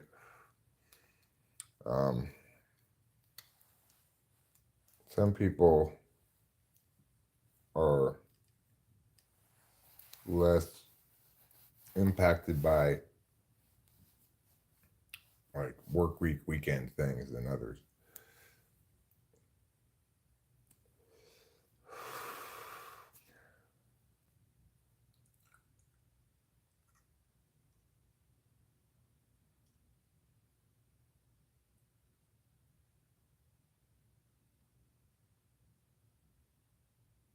I hate that. The fact that the wall's still not like smooth, you know. Or you need to get them back to paint it again and deal with, just be okay with the bumpiness of it. But, or ideally, get rid of all that shit on there and then paint it again.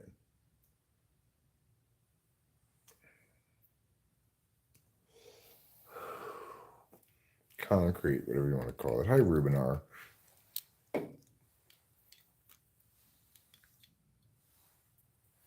By the way, I don't know if we'll make it by New Year's. Depends on how I feel this next week. Okay, no problem. Whatever your timetable is fine. We don't really have any expectations.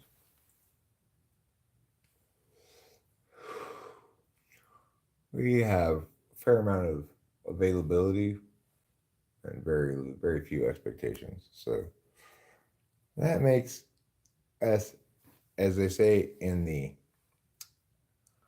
processed pasteurized cheese food substitute business, easy squeezy.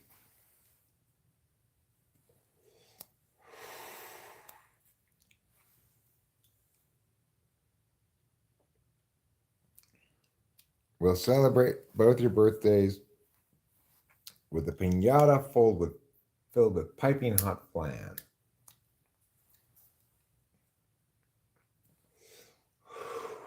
I say flan, you say flanado. I say flan, you say flanado.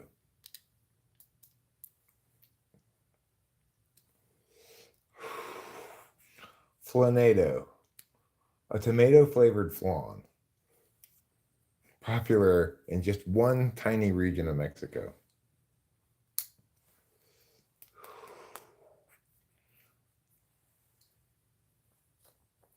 It's a subsection of Chihuahua.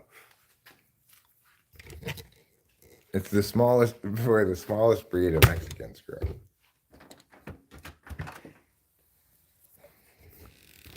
They get cold easily, so they have to wear clothes even in the summertime. It's the smallest breed of Mexicans. Sorry, you know how I listen to you when you're outside. I do indeed.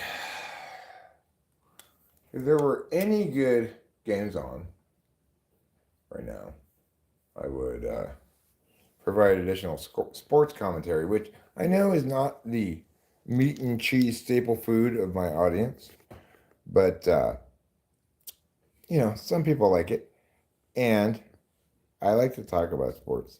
For one thing, it's non-controversial. You know, I never get any arguments about sports with anybody. It's true.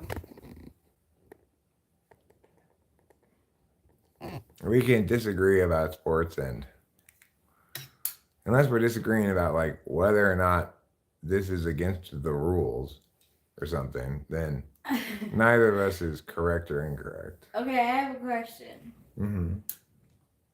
Do coaches groom their freshman players? Yeah, but in that context, it's used in a good way. Right, that's It's how like- it's originally used, I think. Yeah, he's grooming him to be the next team captain. Yeah. Something like that. Yeah.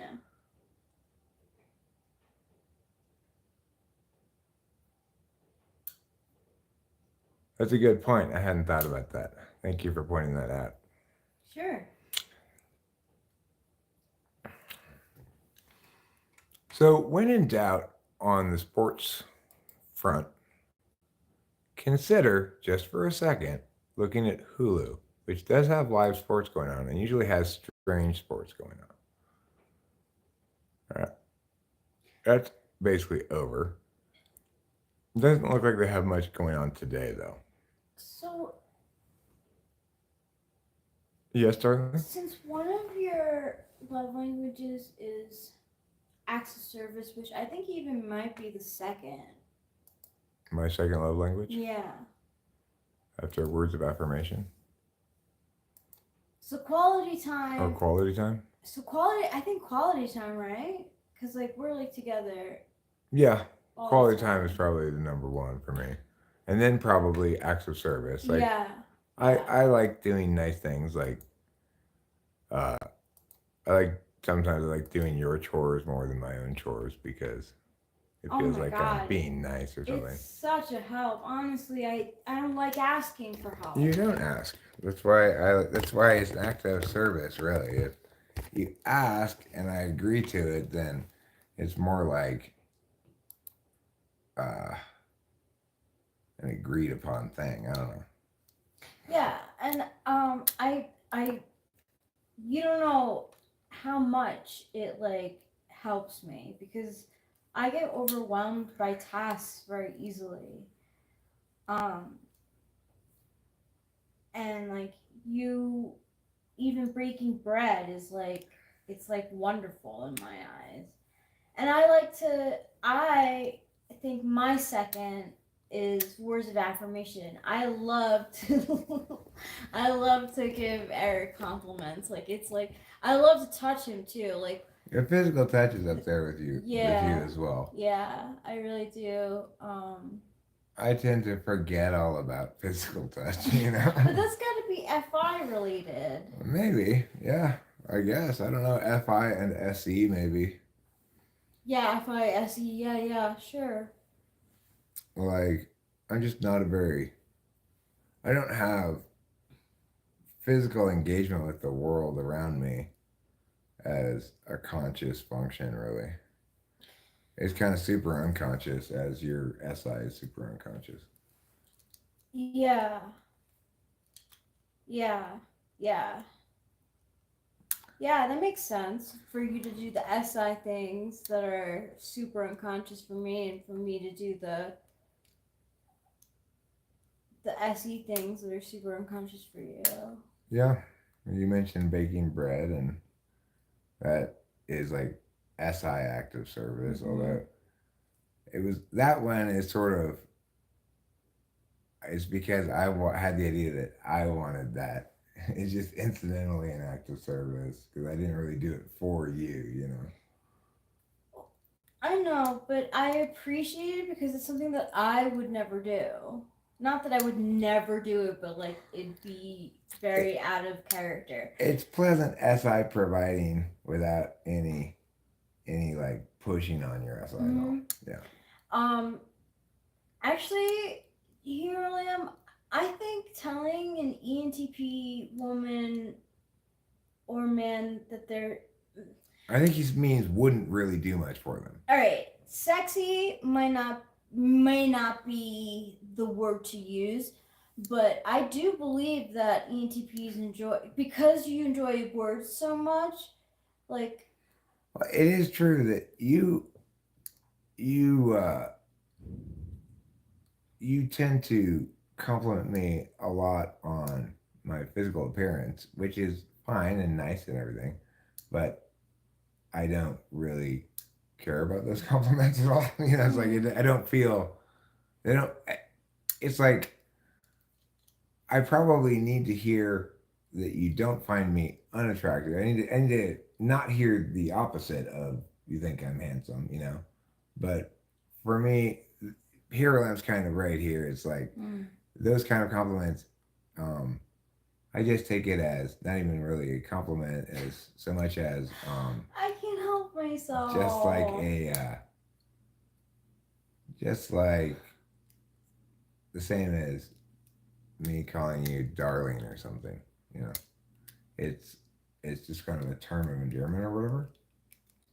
Sure, but I genuinely do think that you are handsome. Well, that's wonderful, darling. The thing is, I don't really care very much about my appearance. So, in that regard, I don't mean to be I don't mean to be at all criticizing you in any way, darling. I'm just saying that here Lamb is sort of right about what he's saying. And the thing is, yes, I at least like getting compliments on things I've created if I agree with the person complimenting me. See, I like to tell you that you're my shining star and stuff. Like, that stuff is real too. I don't know. I just like complimenting you. As long as you don't reject me. Of course I don't reject you at all, darling. I appreciate everything you say.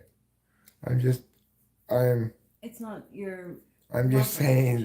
that the point here Len's making that I, generally speaking, would rather be told that something I made that I think is good than than would I like to be told, hey, you look good in that outfit or something.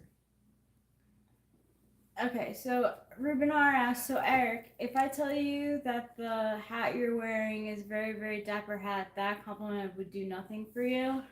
I know. I mean, it would, I guess, confirm for me that I made a good choice about because probably if you're saying that I've I've put some thought into what I'm wearing, Mm. unlike usual, and I would probably go, yep, I made the right choice. I'm proud of myself for picking Yeah. cool looking clothes Yeah. that are appropriate to the context or whatever. Sure, but uh the fact is there are very few occasions where anybody can have the opportunity to authentically compliment me on my wardrobe because normally I just wear whatever clothes I threw on the floor when I got into bed.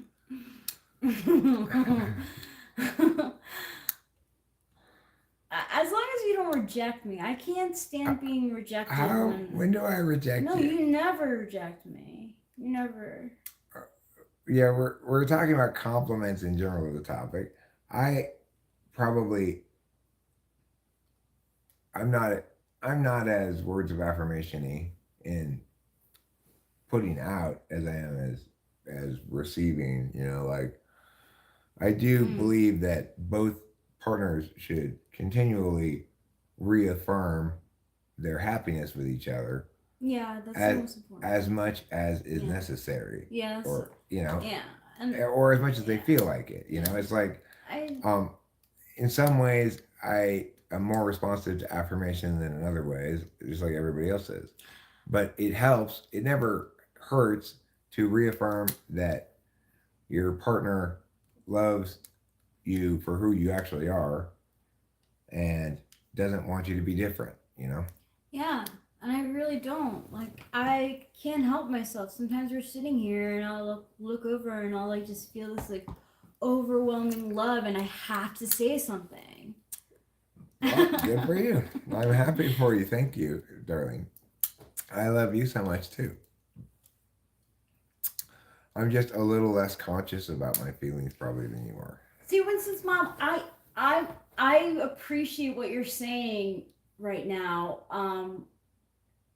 I get that. But I'm the girl. I absolutely, if there is a person who's wearing something that I think is cool or like just like Cool. yeah, I will tell them.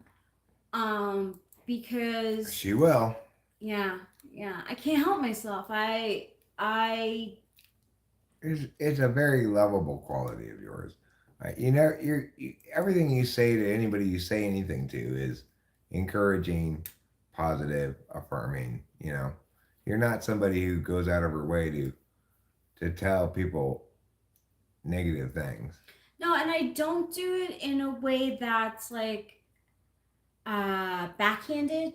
You know, some people are like, "Oh, that's an interesting dress." Like, "Oh, I can't stand compliments." Like, that's not a compliment. That's like that's someone who's like not really getting what you're what you're going for. Oh, you've done a good job of compensating for your mini deficits. Oh Like that would be the most backhanded compliment ever, right? receiving them I used to be really awkward with too, but I've read a lot of times that people say that the best thing to do is just say thank you because they're trying to um like a lot of times in the past I would get a compliment say on something that I'm wearing and I'd be like, oh my god, thank you so much, yeah, I got it on sale at so and so place. And um the thing that I need to learn how to be more gracious with is compliments on my singing voice. Like Dave Porter was very complimentary towards my singing voice. He liked playing with me a lot, and I just kept on saying, I'm like, oh, I have to practice, and like I wish I didn't. You probably got a little bit of that from me. I'm a bit of a, like, you got a great singing voice, and that's great, but if we were ever going to play this in front of people, we have to practice it Yeah, much more, you like know? I feel like with stuff like that I have to like practice. I because I value practice in myself. Like I know I gain more when I practice. So I was a little upset with myself that I just didn't take the uh thanks Mrs. Mom. I just wish that oh my god, you don't look bad today. Oh my god, it's such a bad compliment. And I do this myself, but I recognize that it's not the best thing to say to someone. Like, oh, you look really tired today. Like, oh, thanks, I am feeling tired. Like, oh. You got some serious bags under your eyes. Yeah. You got a especially methy look today. It's FE, you know, Ruben? It's FE stuff. We can't help it. It's like Sally Fields when she said, "You like me, you really like me." You know, when she won the award, like I can see myself like I relate to that because when you work on something, you want people to the FE wants them to like it. FI doesn't care if they like it. They did the project because they love it. Yeah, to some extent that's true. Uh, I'm trying to find what the schedule of this today's bowl games is because I know there are 7 total. I want to see how many of them have been completed. We still have South Alabama and Eastern Michigan just started at 3:30. But then the one after that is the one I'm most interested in seeing today: Utah versus Northwestern. I think I voted for Utah. Yeah, I think I picked Utah as well. Although I'm also quite interested in the Coastal Carolina San Jose State game because San Jose State is uh, like the best unranked team in the country, I think. Jerry Kill. What a horrible last name. Kill?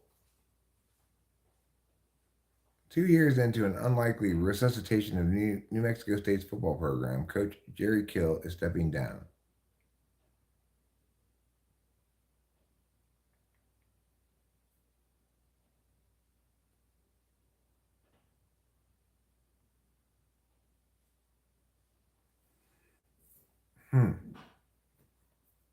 Let's see why he's stepping down. New Mexico State had lost both offensive coordinator Tim Beck and defensive backs coach Cliff Odom since losing to Fresno State in the New Mexico Bowl on December 16th. Move to Sanchez could help continuity and momentum of both staff and the program. Well, it sounds like everybody's bailing ship. That's what it sounds like to me.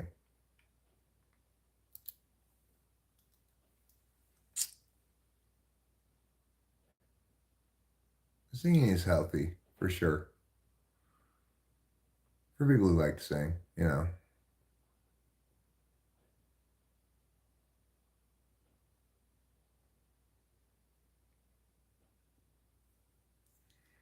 So let's take a gander at the Eastern Michigan game. Eastern Michigan versus Mugadimia, I believe it is. It looks like the Steelers are going to close out the Bengals no problem, up 31-8.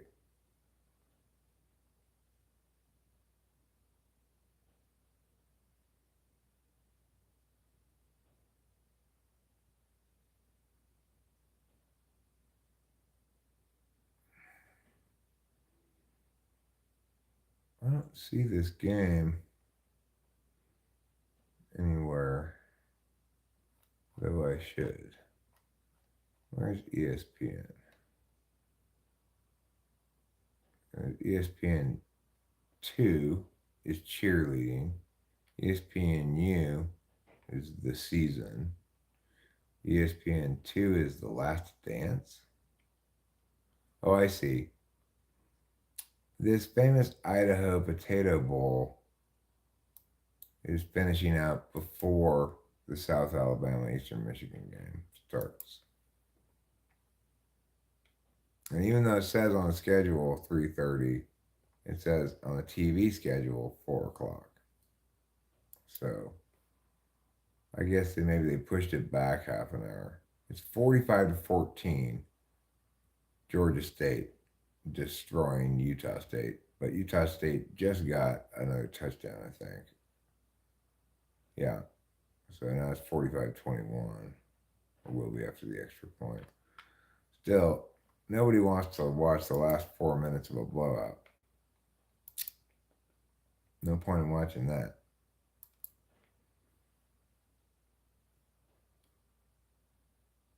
Float On by Modest Mouse was my summer 03 anthem. Says Rachel. There's one sport I enjoy participating in as opposed to watching. I like archery and shooting, anything that involves target practice.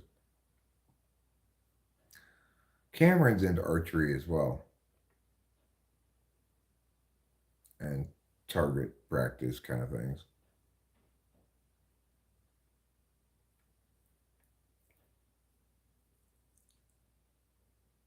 I saw Ruben mention the band Modest Mouse the other day.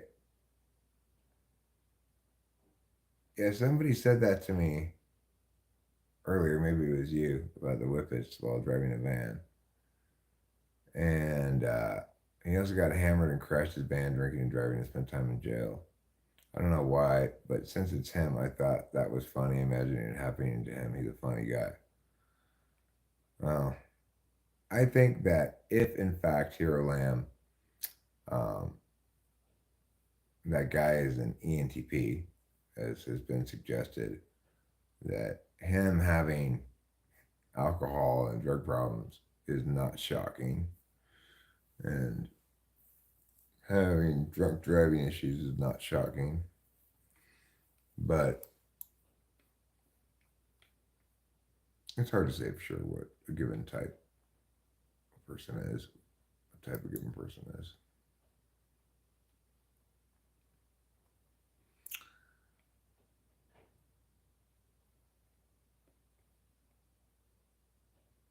So,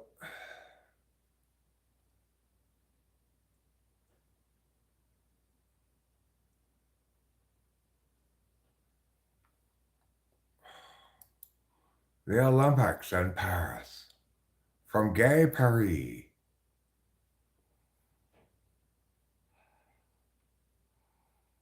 Okay, well, there's nothing really very good on TV right now. I'm just going to have to do without TV for a minute or two. Joyce Mang has a video where she compares the voices of an INFP and an ISFP. Do you remember I mentioned she said NFs have sing-song voices? Well, I don't know about that.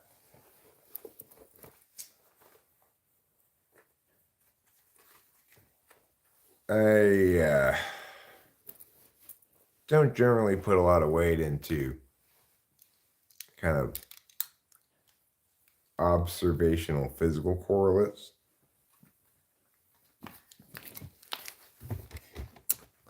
But I do put, I wouldn't necessarily describe it as such because I'm not sure I could describe it as such for other people, but I would say that I can intuit pretty well when talking to somebody, like from their speech pattern,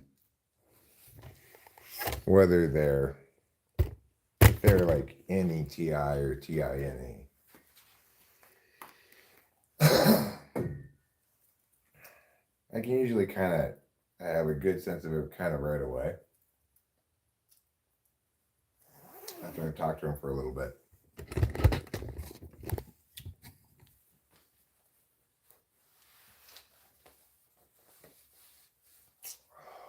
It's chilly. I think I'll get the other jacket from inside before I smoke a cigarette. It is chilly because of the low temperatures.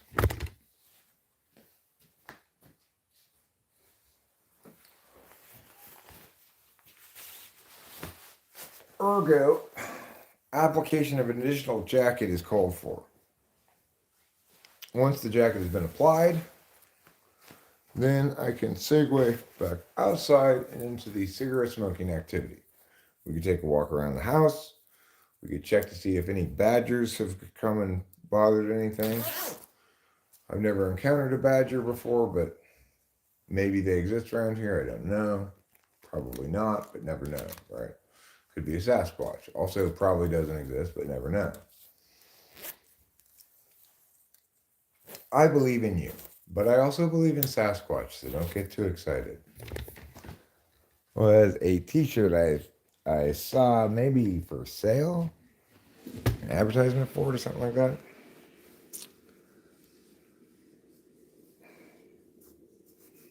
Now I've got a hat on. I've got my glasses in my pocket, so I can put those right on my face here as needed to see things.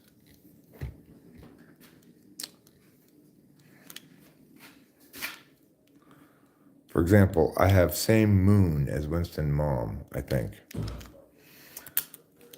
Which moon is that? Is it one of Jupiter's moons?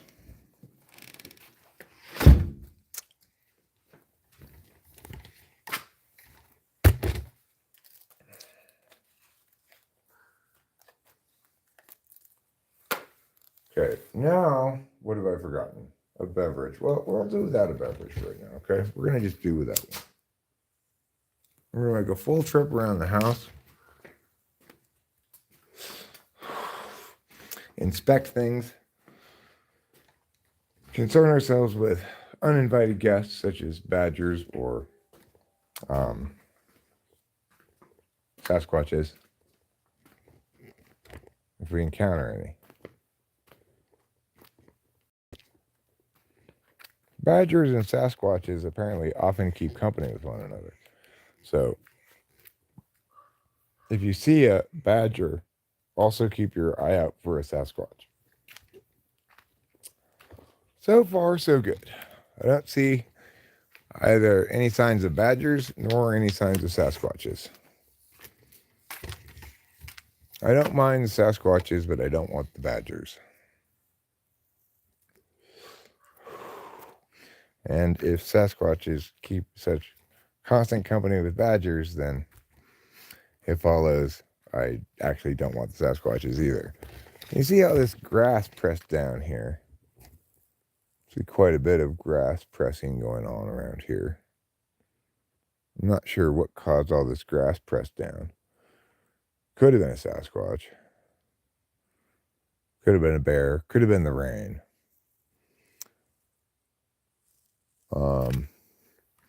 I don't see any obvious tracks or anything around here.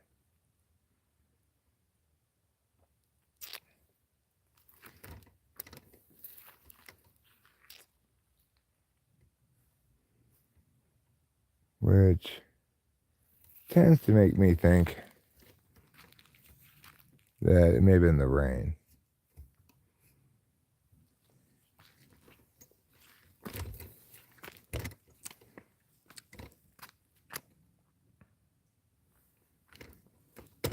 There certainly is a lot of grass pressed down right around here.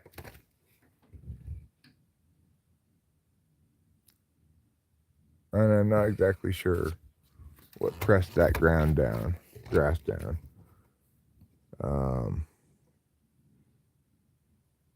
Again, I don't see any obvious tracks of any sort, so possibly a weather event.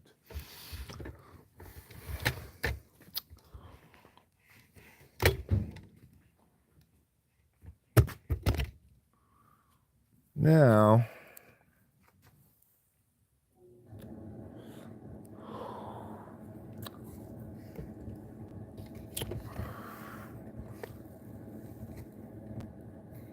we're over here. And yeah, it's still cold, even though I got 2 jackets and a hat on. I would guess probably in the low 50s, upper 40s, maybe in the 40s, maybe mid 40s. I'm not sure. I'm not an expert teller of the temperature, but it's definitely colder than 70 degrees.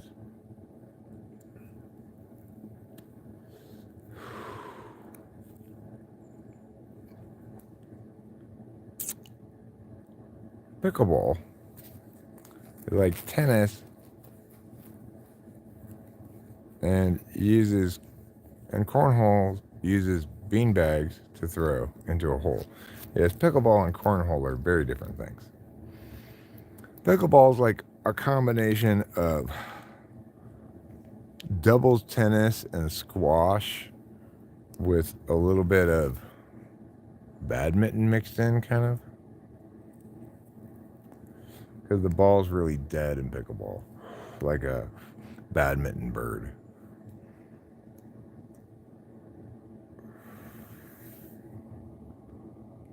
If you shoot a bear, do they come investigate there? They do this in Alaska. I've never even heard of anybody shooting a bear in California. So I'm not sure if you're allowed to hunt bears at all in California, but I've never heard of anybody doing it. I've never known anybody who's shot a bear in California. I've never read any stories about anybody shooting a bear in California. So I really don't know.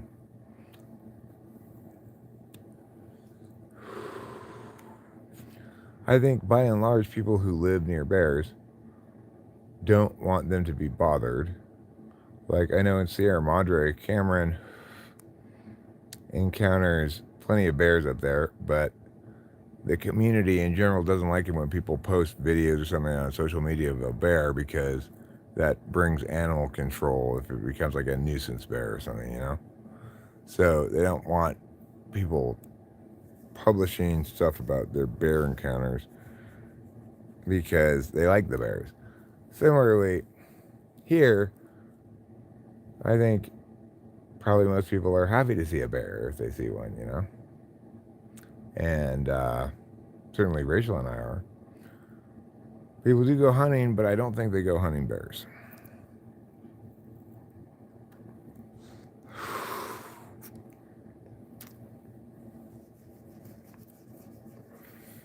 In general, there's not much hunting in California. It's just there aren't many people who do it, and there aren't many places where you can, but there are some.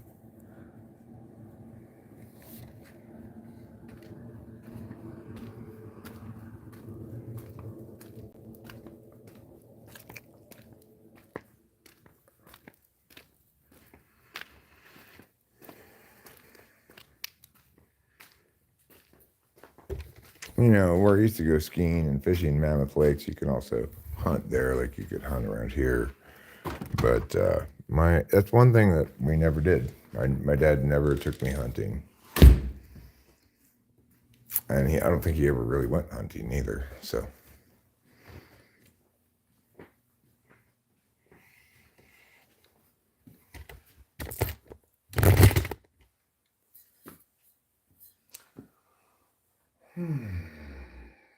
yeah, it was a cute bear. Alaska has grizzly bears.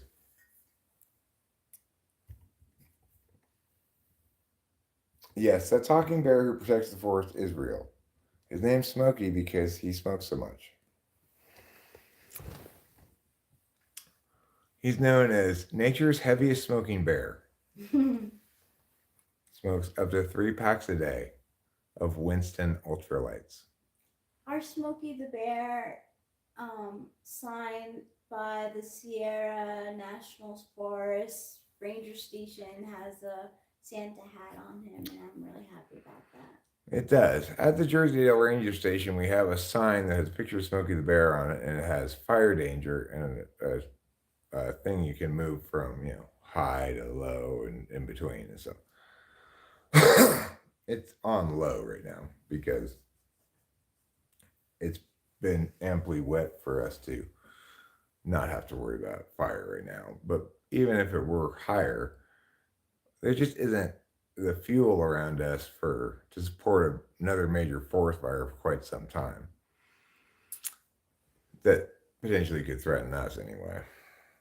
So there are some areas of the forest where the fires didn't get to, and they're still fairly dense. But um,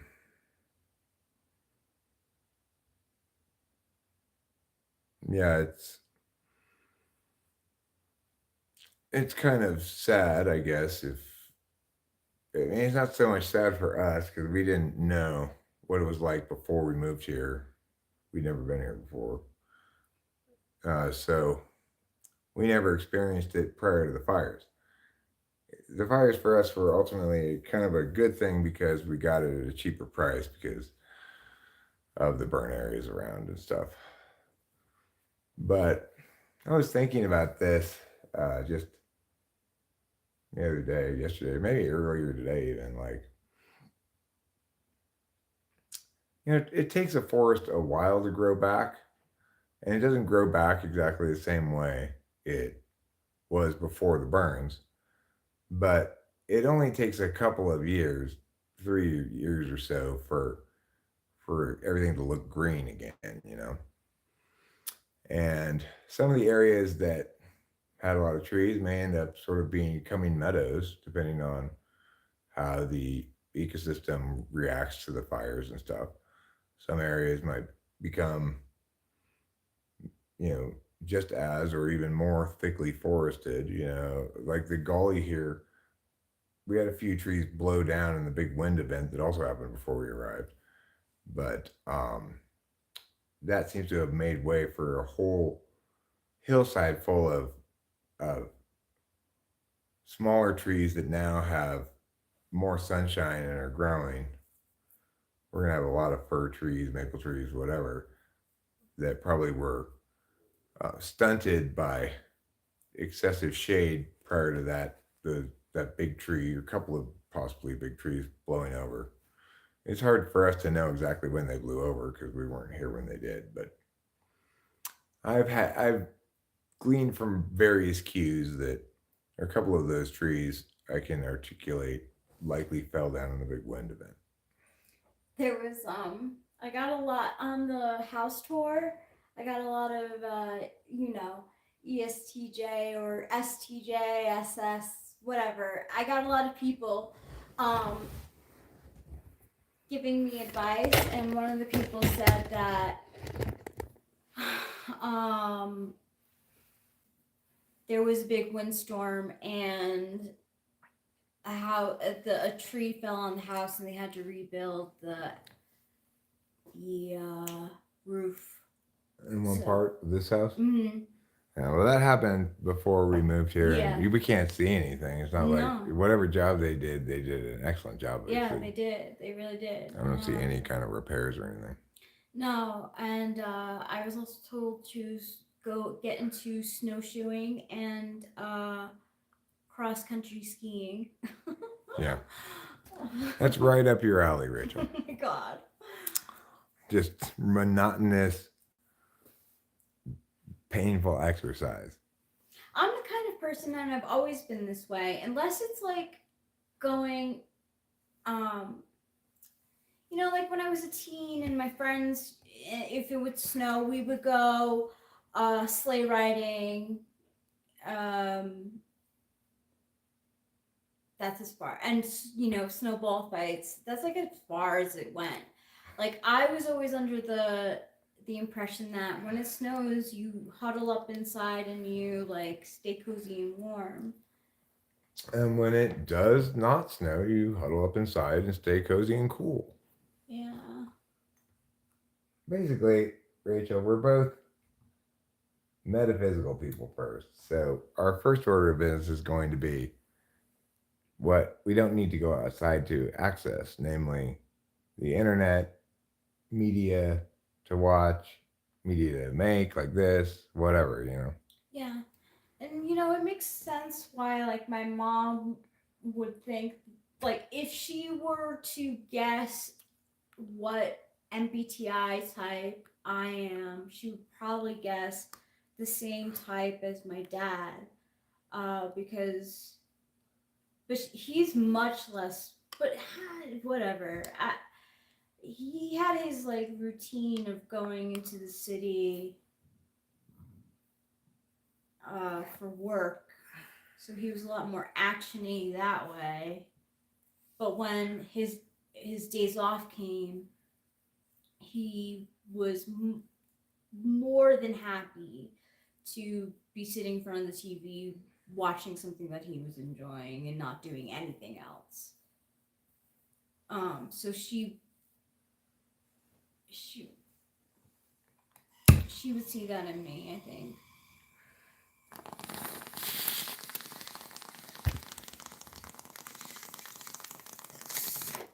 But we're not the same type.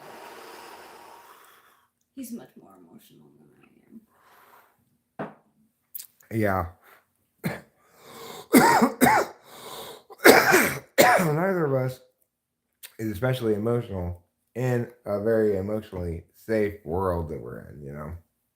I think both of us are emotional when we're not in an emotionally safe world, as anybody ultimately is. They're just not very consciously deft of calculating that stuff, you know.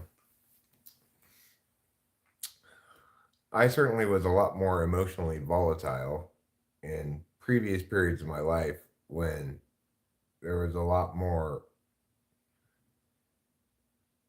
where in which, because there was no like safe haven of emotional security, when you go out in the world, you're much more emotionally engaged with random shit that happens, right? Yeah. Uh, when one forays out into any kind of exchange with other people, like say a live stream, one forays into potential emotional triggering risk, etc. People who are FI conscious are more consciously aware of what things those are, but it's true for everybody that by and large, interacting with a variety of different people in the world, you're going to encounter a variety of different emotional responses to what they're saying, who they are, how they're saying things, etc. Um, if you're having to navigate even a little bit complicated emotional waters at home, I think that really undermines your ability to deal emotionally with the world in a level and stable fashion, you know? Yeah, I mean I think that's why I thought I was an 8 for so long. Because I was in such combative mode for so long. Um it just seemed that I felt like I was up against everyone. But Right. And it's not like you were fighting to maintain like a shit ton of ground. You were fighting to maintain very a shrinking amount of ground that you were enabled to possess, you know? yeah. And I think that's why I thought I was a 7 first too, because like my 9 wasn't being recognized as anything important, uh, or it was seen as like ineffective. So when I read about Enneagram in a book and I read about 7 and learning about 7 and fear, how they deal with fear, I recognized that first because I was living in fear, like living in fear. Right. So And you had a lot to avoid. yeah. Hi, Um. Kiera. Hi, Kira. How are you this evening? Afternoon. Afternoon segueing into evening. It's not illegal to hunt bears in every state here, Lamp. I think it's illegal in California, but I don't really know. But I know in some states it is legal to hunt certain kinds of bears.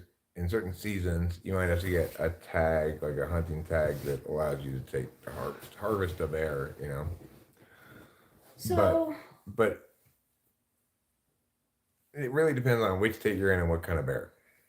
so embarrassingly, Winston's mom, when it comes to fight, flight, or freeze, I'm a freezer.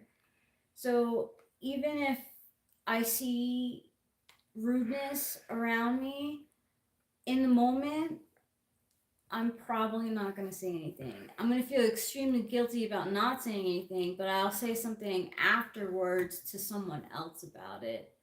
I'm, I'm, I wish I was more courageous. That's one thing in my childhood, especially. I wish I was more, I stood up for my friends more when they were being bullied. I didn't know how to react. It was very, yeah, I'm not the best, unfortunately. Well, I think if you're a healthy person, the memories you find most traumatizing are memories of your own moral failings. Mm. Instances when you failed to act when you should have to protect, or instances when you demonstrated cruelty. I know that those memories, which are very old for me, like from childhood, uh, the I don't have bad memories about being subjected to some bullying. It doesn't seem to have had any lasting real impact on me because I wasn't subjected to that much.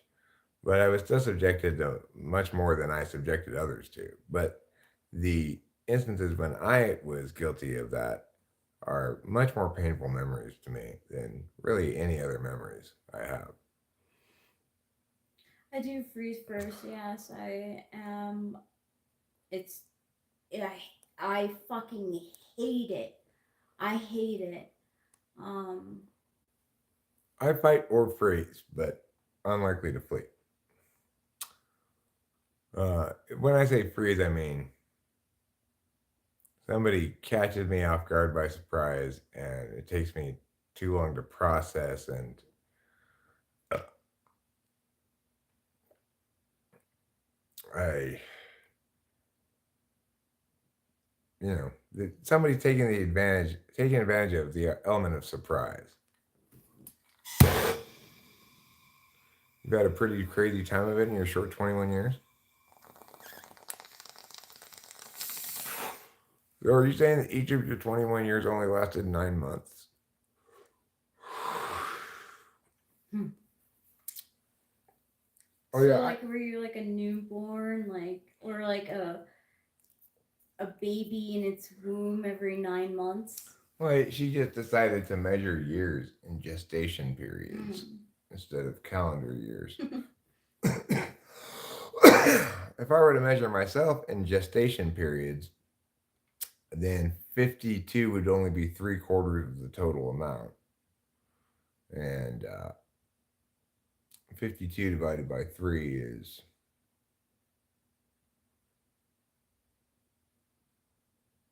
17. So call it 18 for this one. 70. I'm 70 gestation periods old. Ruse moose. Hey Eric, I wondered, have you tried any AI tools like Microsoft Image Creator or ChatGPT? I was programming Python scripts for work and use them more frequently. What's your expectations on AI? I've not used those tools. Um, Maybe I should, you know, but especially like this image creator thing. If they can quickly, but see, it's not going to more quickly and easily generate thumbnails than the existing. way I do it, which is not care much about the thumbnail, just hold something up to the camera, for example, or just get some random picture from my laptop, like I had on the earlier stream of a family of three, each of whom had a bucket on their head. You're stuck between INTP and ISFJ. Well, those are reasonable types to be confused between, given that they have the same absolute values. They're in the same quadrant. They're both introverts, and have the same stack, which is implied by are in the same quadrant. The same four functions in their stack, same four conscious functions. But all my ISFJ examples or habits come from continual high intensity life or death social consequences over like 5 years.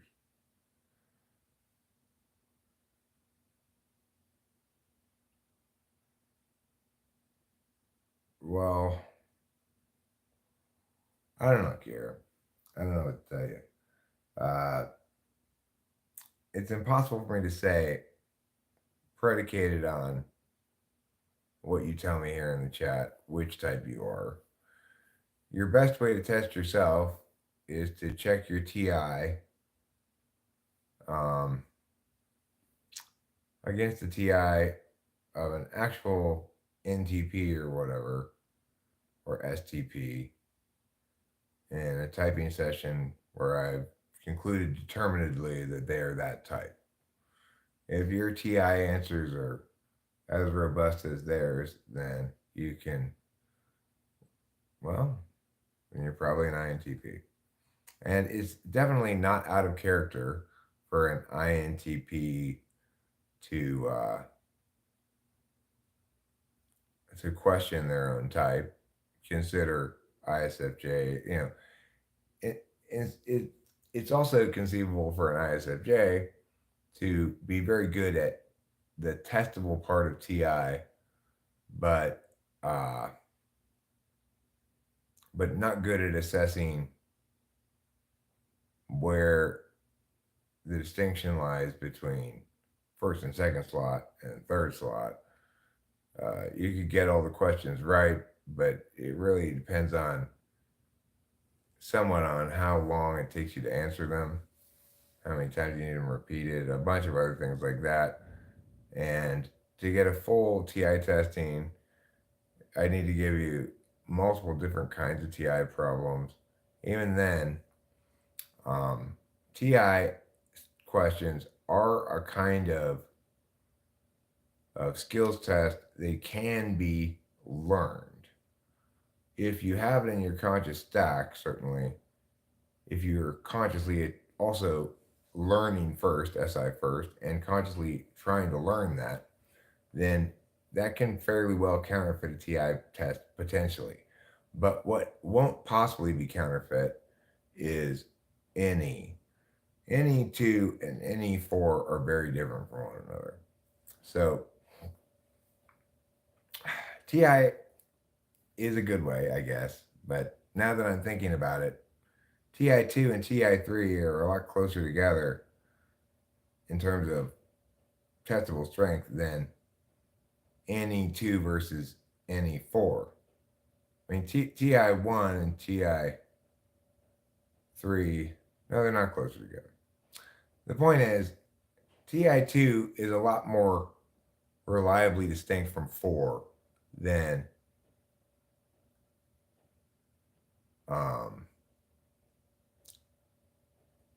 TI1 is a lot more reliably distinct from 4 than it would be from 3.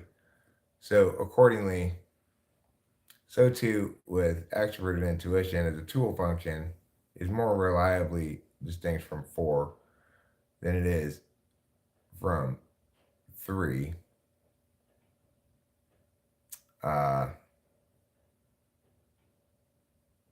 And ego block 1, 2 is pretty easy to distinguish between fourth slot.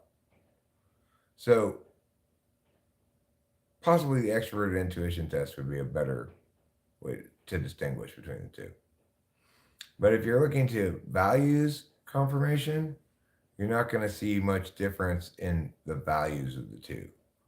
They're absolute valuing subjective knowing, absolute valuing objective deliberation.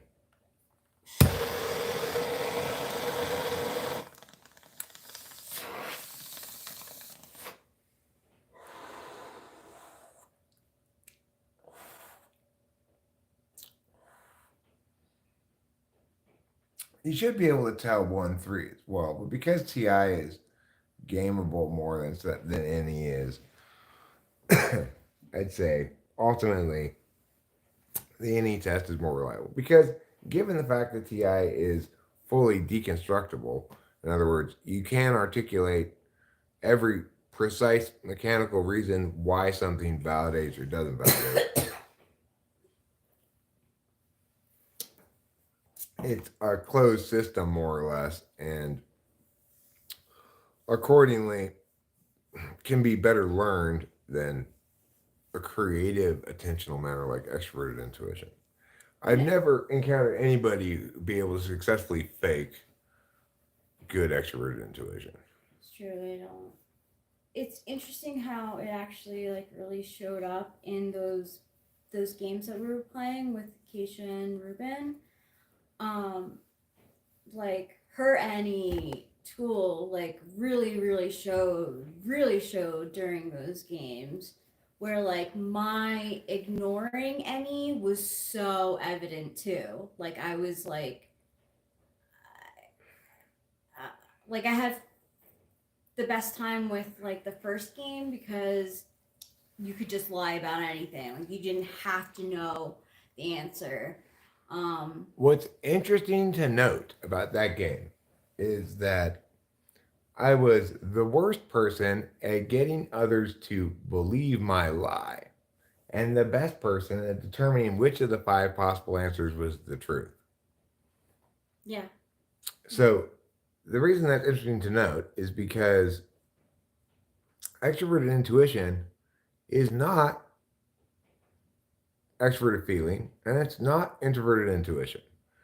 So, the lies I was generating were not factoring in what kind of lie the other people would believe or would mistake for the actual truth, but rather saying to myself, which lie that I can come up with would I think is the actual truth because of my understanding of what the game's trying to do. So it's like I understand that the game is trying to create, it's going to ask you questions where the real answer sounds outlandish, is unlikely to be the truth among a set of lies, right? So there were plenty of instances where I could eliminate a given answer for certain kinds of cues that weren't even linked to what the answer said. For example, if they put an article in it that was, say, that didn't fit exactly with the way the question was worded, then I'd know that wasn't possibly the right answer. I had a lot of cues. I have the game here. I don't have any ability to play it currently, but I do plan early January, I think, on getting a new laptop, and once I do, then I plan to replace this laptop in here with that laptop and put this laptop in the other room for music. And at that point, I should be able to play Baldur's Gate because I'm going to get the new laptop specifically with ability to play Baldur's Gate 3 in mind. I will even ask Ruben R. to advise me regarding hardware requirements that he thinks I should have as my minimum before I purchase a laptop. That's good. I find that I really enjoy playing SE games. like racing games, racing games. Any game that requires players to um, race against each other is something that I'm really good at. Like I love any driving racing game. I play Mario Run and Subway Surfers on my phone. So like that makes me think of SE. So like my SE fourth, even though it's like I'm not doing it in real life, um, the only narrative driven games that I like are the ones that you can make up yourself. Like, remember when there were like those child games where you could like write a story and then like the characters would act out that story or like the computer would like speak for the characters? I love that because then you can like just go wacky. What do you like better, Kier? World of Warcraft or Baldur's Gate? Uh, I would say that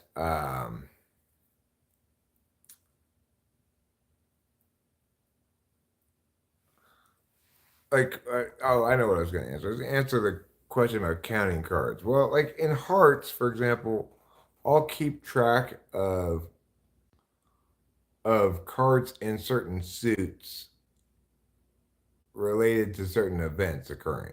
So, like, I'll keep track of whether or not the ace and king of spades has been played, and um, but then once the queen's gone, I'll stop keeping track of the spades. I'll keep track of diamonds regarding the jack of diamonds. So um, until the jack of diamonds comes out, I'll keep track of like, okay, this person's played three cards under the jack. They may have the jack. If I don't have the jack, that person's played three cards under the jack, and I've played one card under the jack and one card over the jack, something like that. And then I'd know two, three, four, five, six, seven, and either eight, nine, or 10, and ace or king. But that's easy enough to keep track of because that's not that's not counting cards per se. It's just basically keeping track of where the leverage for taking a given important trick is. I probably could keep track of all of the cards in the Hearts game if I put my mind to it during the course of a Hearts game,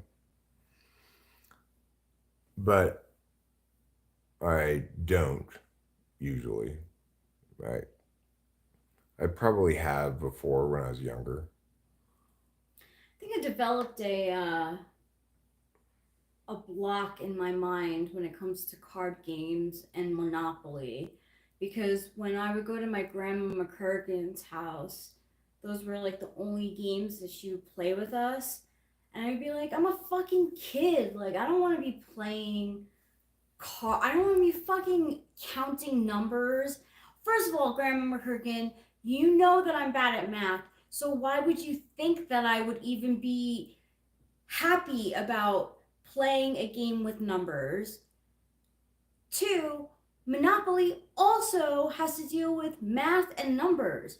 Why would you think a child who is 5 years old would like to play a real estate game where if you have the best real estate in the game, you stay on top the whole game? Like, that's so fucking lame. Because she didn't know you were an INFJ, Rachel. Ugh. That's why. Just let me play with my Barbies. I feel you, girl.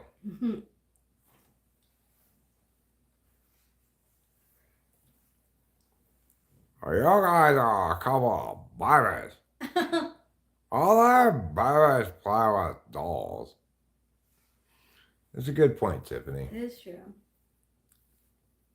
I fucking hate it. I still don't like Monopoly.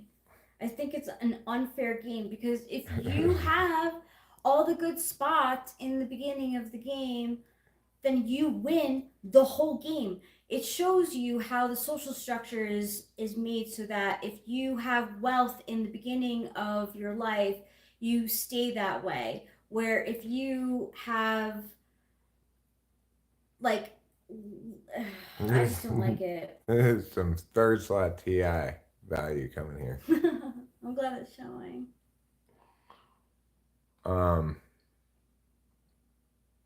What's her name? What is my name? I don't know what my name is yet.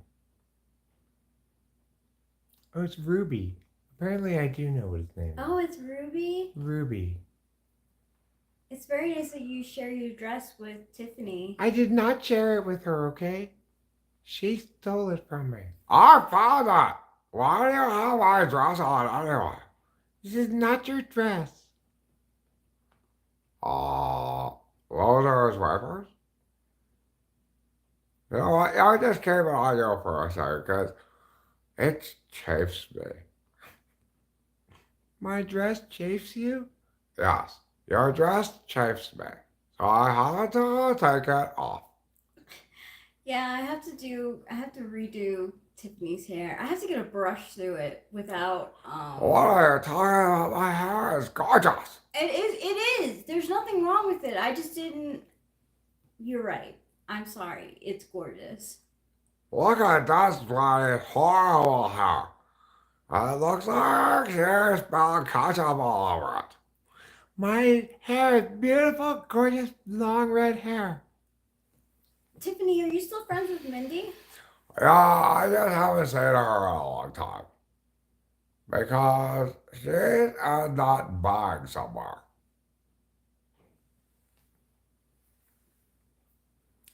Yeah. Take that, Mindy. I'm. Excuse me. Oh.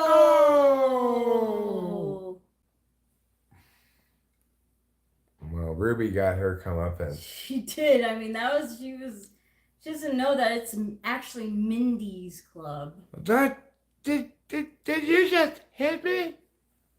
No, you hit my hand with your face, stupid.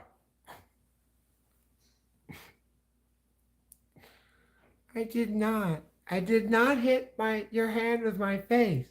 You hit my face with your hand. Like that?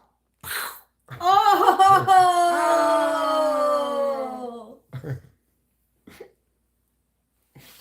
Tiffany, I agree with Hiraland. Your violence is not acceptable, young lady. What are you doing? Yeah, I have to agree too. Now carry me around. Okay.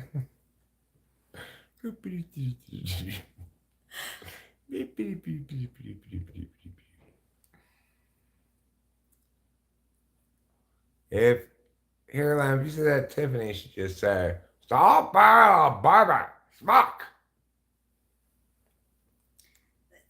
Tiffany's feet are in permanent position. Well, I'm hopeful of someday depermanifying them. Oh, really?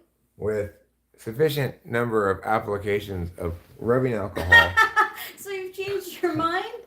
Well, I would like them to loosen up. I always that's never been not the case. I just didn't know if I could get them any looser, and thought I like it better than them being too loose anyway. Oh, I see.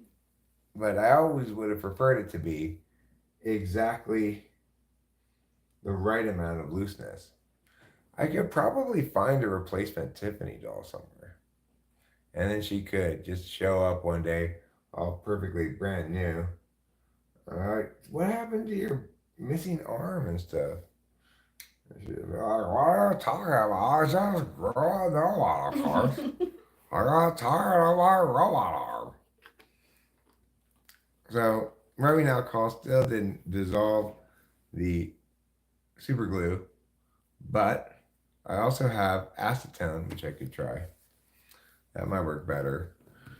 I may have tried that already one time. I'm not sure. I don't know why the super glue's got to be so super. You know. Yeah. You did. I was upstairs and I was like looking at the towels and I'm like, oh, these white towels. Like I can't use them for anything. But then I reminded myself. I'm like, oh, we have chlorine bleach now, so I can just bleach them. Yeah, you can just bleach them. Yeah, that's great. That's such a help because like, like when we have company over, I want to be able to use the white towels without having makeup stains on them from me. Oh, right, right. Yeah. I get what you're saying now. Yeah, because I have a dedicated makeup towel. You know, I believe this doll might be from this same line of little Barbie dolls. I'm not sure. They had these I in the disagree. supermarket. You think you disagree? Because Yeah. this one's shorter? No, the quality is different. Oh, yeah, they do look. Tiffany is much lower quality, I guess. Yeah. Well, her hair is really soft, this one. Yeah, and if you notice, like, it's like full, right? Like they and like they This is, yeah they had a gap in her hair. They didn't go all the way. I mean, she may have lost some hair along the way, too. Sure, I think she did, but I don't think that they were both Mattel. Okay, I agree with you. I decided Just I agree. from I suspect if this who- was Mattel, it might even say Mattel on it somewhere. Yeah, it would say Mattel. So you're probably right. Her name's Chelsea. Well, that's what it says on her. And it's Mattel. But I'll tell you this about Chelsea. That's actually a birthmark. Oh, really? She came with a birthmark? Her name's Ruby. She just happens to have a birthmark that as she grew into it, the parents eventually realized to their horror, said the word Chelsea as clear as day. At that point, they wished they had named her Chelsea, but they had named her Ruby. Okay. I have a question that has something to do with Barbie. Okay. Do you want to know how Chelsea is related to Barbie biologically? No. Sure, I do now that you brought that up. Okay, but go ahead. So, people are calling the actress who played Barbie, Margot Robbie, mid, which in my mind is like insane because she's gorgeous. But are they calling her mid because they didn't like the movie, therefore they're like, psh? Possibly. Yeah, that's kind of what I was leaning towards. Yeah. But what relationship is Chelsea to Barbie? Yeah. Well, Barbie had a short-lived relationship with the guy who played Ron in Harry Potter. Oh, in Harry Potter. Yeah. Ron Weasley. Ron Weasley. And he got her pregnant. And this is actually his kid, although publicly, it's her now husband, Kurt's kid. Mm-hmm. It's not really clear if Barbie told Kurt the truth, because Kurt and Barbie had sort of just been casually dating at the time she got pregnant from Ron, whatever the actor's name. She didn't tell Ken. Well, Ken's long since out of the picture. This is Kurt. Kurt. Her current husband. Oh, okay. Oh, husband. Yeah, so it's not really clear if Barbie's informed Kurt that it's not his kid. She acts as though it is in every interview and stuff. But for those of us in the celebrity know, like me, we were privy to the hush-hush brief affair. It wasn't an extramarital affair or anything at the time. Like I said, she and Kurt had just begun casually seeing each other. But anyway, Rachel, I'm about to send you two pieces of evidence that I think make it likely we are correct about the implication behind the neighbors have the good candy. What do you? Which implication is that? Can you articulate it? Because I don't remember what the implication being that it's a cheeky way of saying go to the neighbor's house. Oh, don't come knock on our door, go to the neighbor's house. Here I am, that's America, and my robot hand are so beautiful. I don't think what. I think if Tiffany had her own movie, she wouldn't do to Barbie what she did to Ken. Like, I think that it would be like, you You know. mean I wouldn't do to Fishman? Or Yeah, you Barbie wouldn't does do get? that to Fishman. Oh, of course not. Barbie and a bot. Oh! The truth comes out. It's very hard for me. You know why? Because I constantly $5 shot. Yeah, And like, then I keep it. okay, so Margot Robbie's had plastic surgery and like a lot of it, but like it's still like a woman who looks like that. Who that's just saying that people who look like Margot Robbie are mid, which is just insane to say. That's like Ah, whatever. thank you for clarifying, Ruben. That does sound like something I said. So I'm going to concede prior to even seeing this evidence that you two were correct. The two NFJs disagree with me on how to interpret a sign on someone's house. I'm going to go ahead and assume I'm wrong about that. I really wasn't sure, honestly, what they meant by it. My anger about Barbie could not possibly be called right wing. My anger about it is that it's full of divisive, self contradictory bullshit, you know?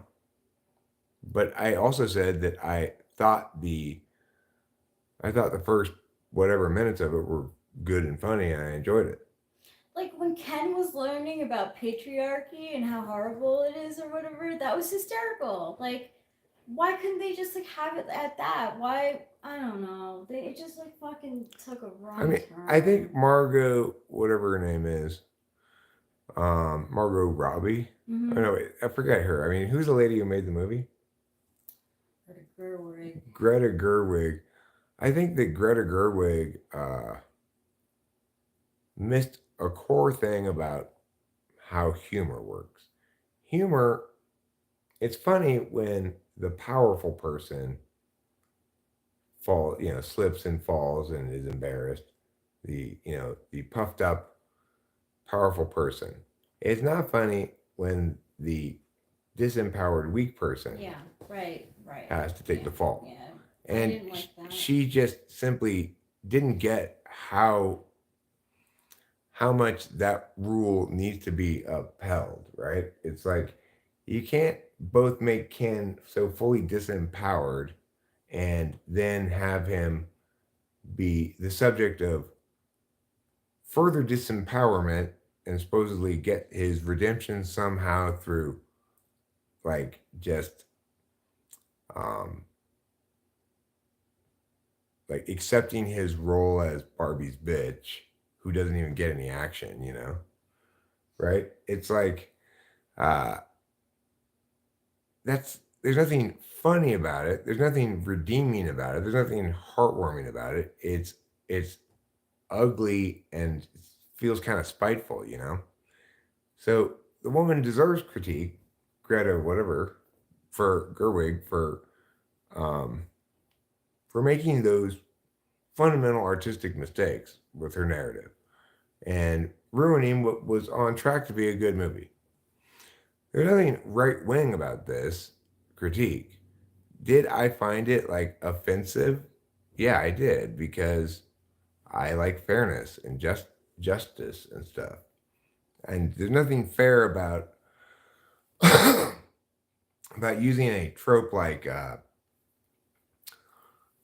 well, let's let the real world be the real world, but let's let Barbie world just be Barbie world. Let's not require it Yeah. to live up to standards of reality.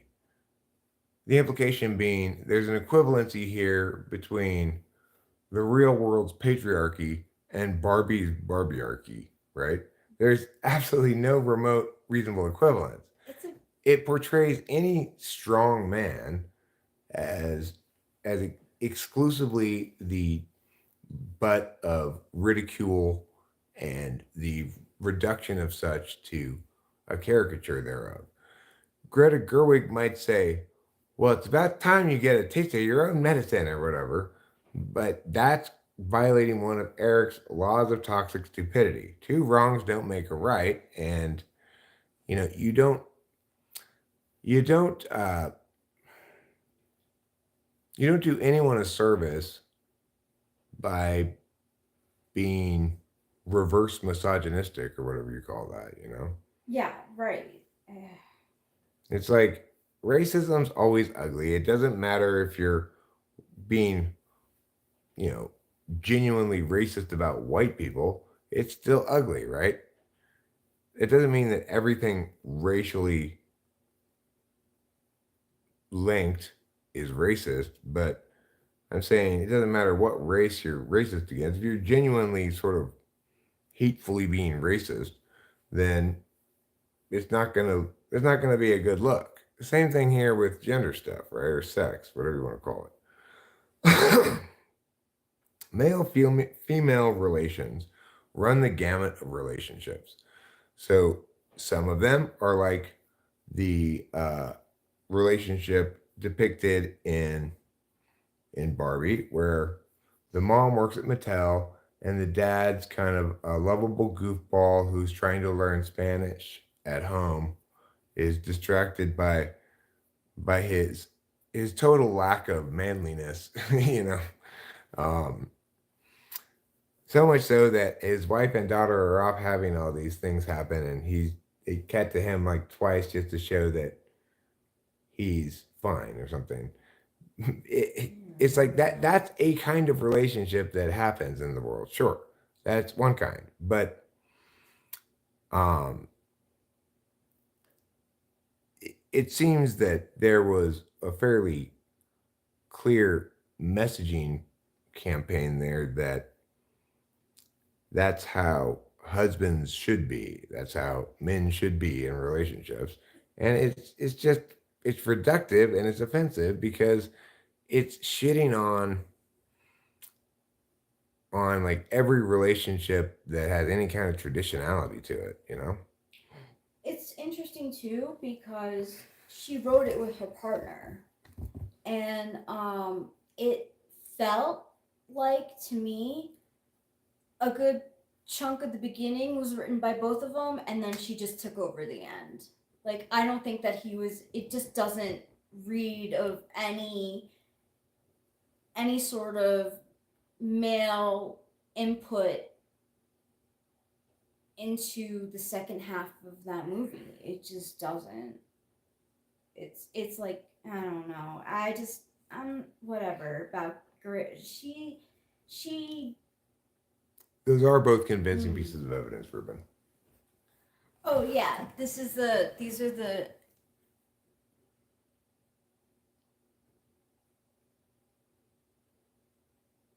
Yeah, both those are good pieces of evidence. I am fully convinced now, Rubenar, as fully as I can about something that is interpretive to some extent, but it's hard to interpret that any other way than you guys said. So, um, I am now convinced that you have nailed down the correct meaning of that sign.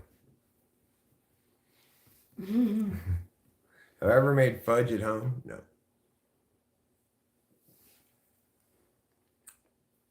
I have not, but it's not impossible to conceive that I might make fudge sometime between now and the end of my life. Yeah, that's definitely accurate.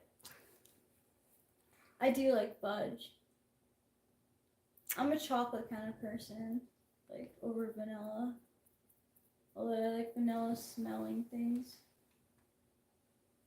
Ruben convinced Eric of a thing today. You did, Ruben.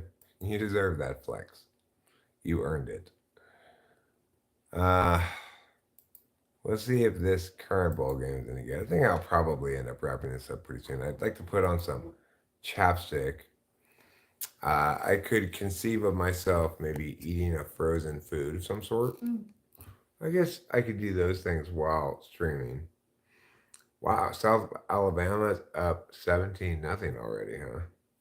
In the 68 Ventures Bowl. In the first quarter, they're already up 17-0.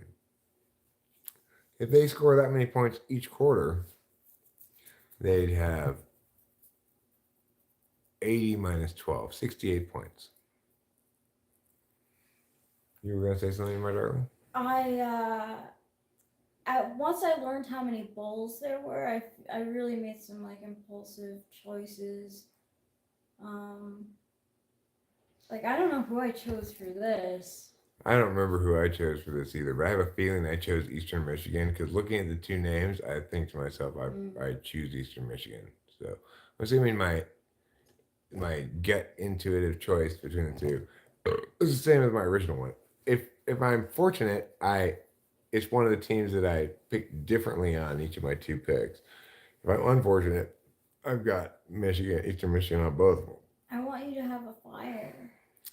I want me to have a fire too, but you know, not everybody who plays bowl pick'em gets to have a fire next to their name. Yeah, I did, and now I don't. Yeah, you lost your fire. I did. But you know what? Your fire could reignite if you go on a hot streak. No problem. You're probably a win or two after that without a loss from being on fire again. Yeah, I made some pretty. Today has been not so great day. Well, let's see how we're doing. Let's check out the current results of the College Bowl Pick'em thing on ESPN. So I've got one pick that's a straight pick, which is to say, 8-7. That's bad. Rachel's 8-7. One of my picks is 11-4, and one of them is 10-5. That's great. You did well. My host Eric's pick 2 is ranked 14,301. Now that one is the confidence kind of one, where you assign a certain number of points to each pick. So I've missed a few. I picked Utah State. Unfortunately, Georgia State walloped them. That cost me 25 points I had assigned for that one. But actually, I do have South Alabama here in this current game, and South Alabama's up by 17 points. So that's a good sign.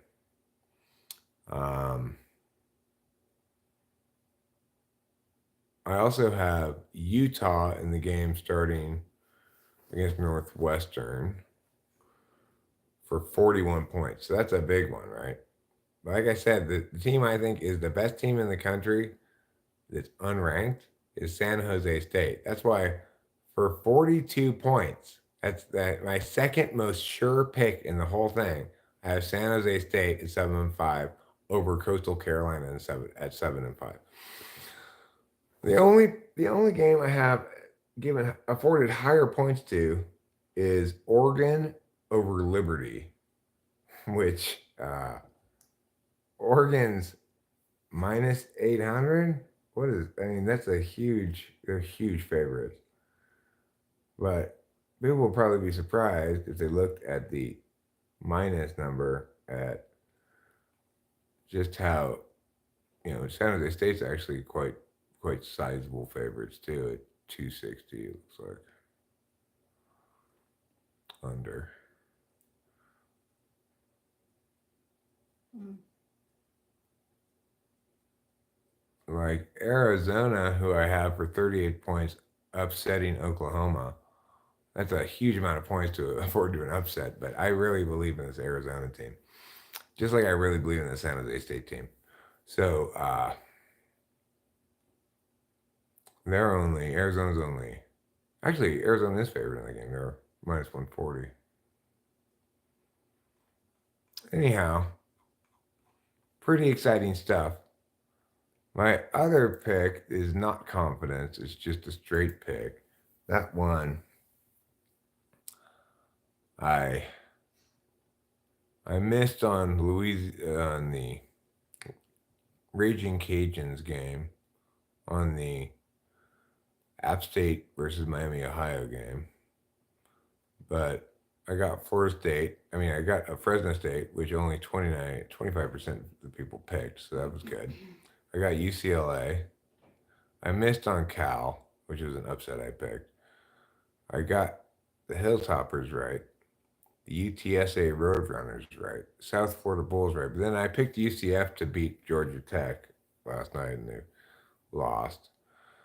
I got Northern Illinois right, Duke over Troy correct. I picked Utah State and Georgia State won, so I lost that one. But I got Air Force over James Madison.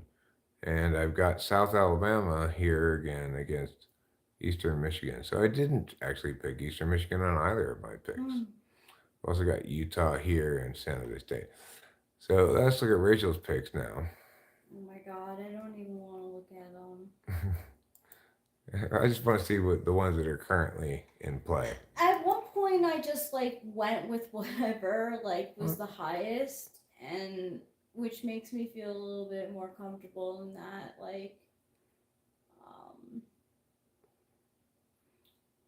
I'm not the only one who's not doing well. True. And this one you got Eastern Michigan, unfortunately. Oh my God. South Alabama's up by 17 points. What was I thinking? I don't know what. You do have the Utes here. Ooh, and you have Coastal Carolina here. Yeah, well, I had a feeling. I'm going to have to hope that on the San Jose State Coastal Carolina one, that you lose that one and I win that one. I do because I want you to keep your fire. Well, mostly because in the confidence one where you 4 different levels of importance to each pick. Oh, yeah. I got them as my second most important pick. Oh, okay.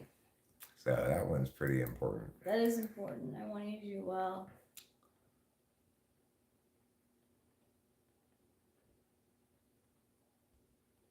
Did you know that there is a variety of French hens and they lay chocolate eggs? Chocolate eggs? You mean they're very dark brown colored or what? We have brown eggs currently in the fridge because I thought I might need them to make bread, but it turns out you don't need eggs to make bread. I wasn't sure. I should have looked up the ingredients before I went to the store. I just got the things I thought you might need to make bread.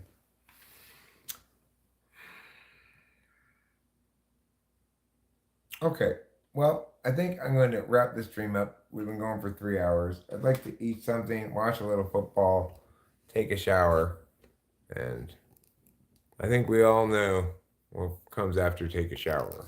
Right. Feel clean. Anyway, I'll talk to you all later, and we love you. And say goodnight, Gracie. Good night, Gracie. Bye, everybody. Who was the guy who said that?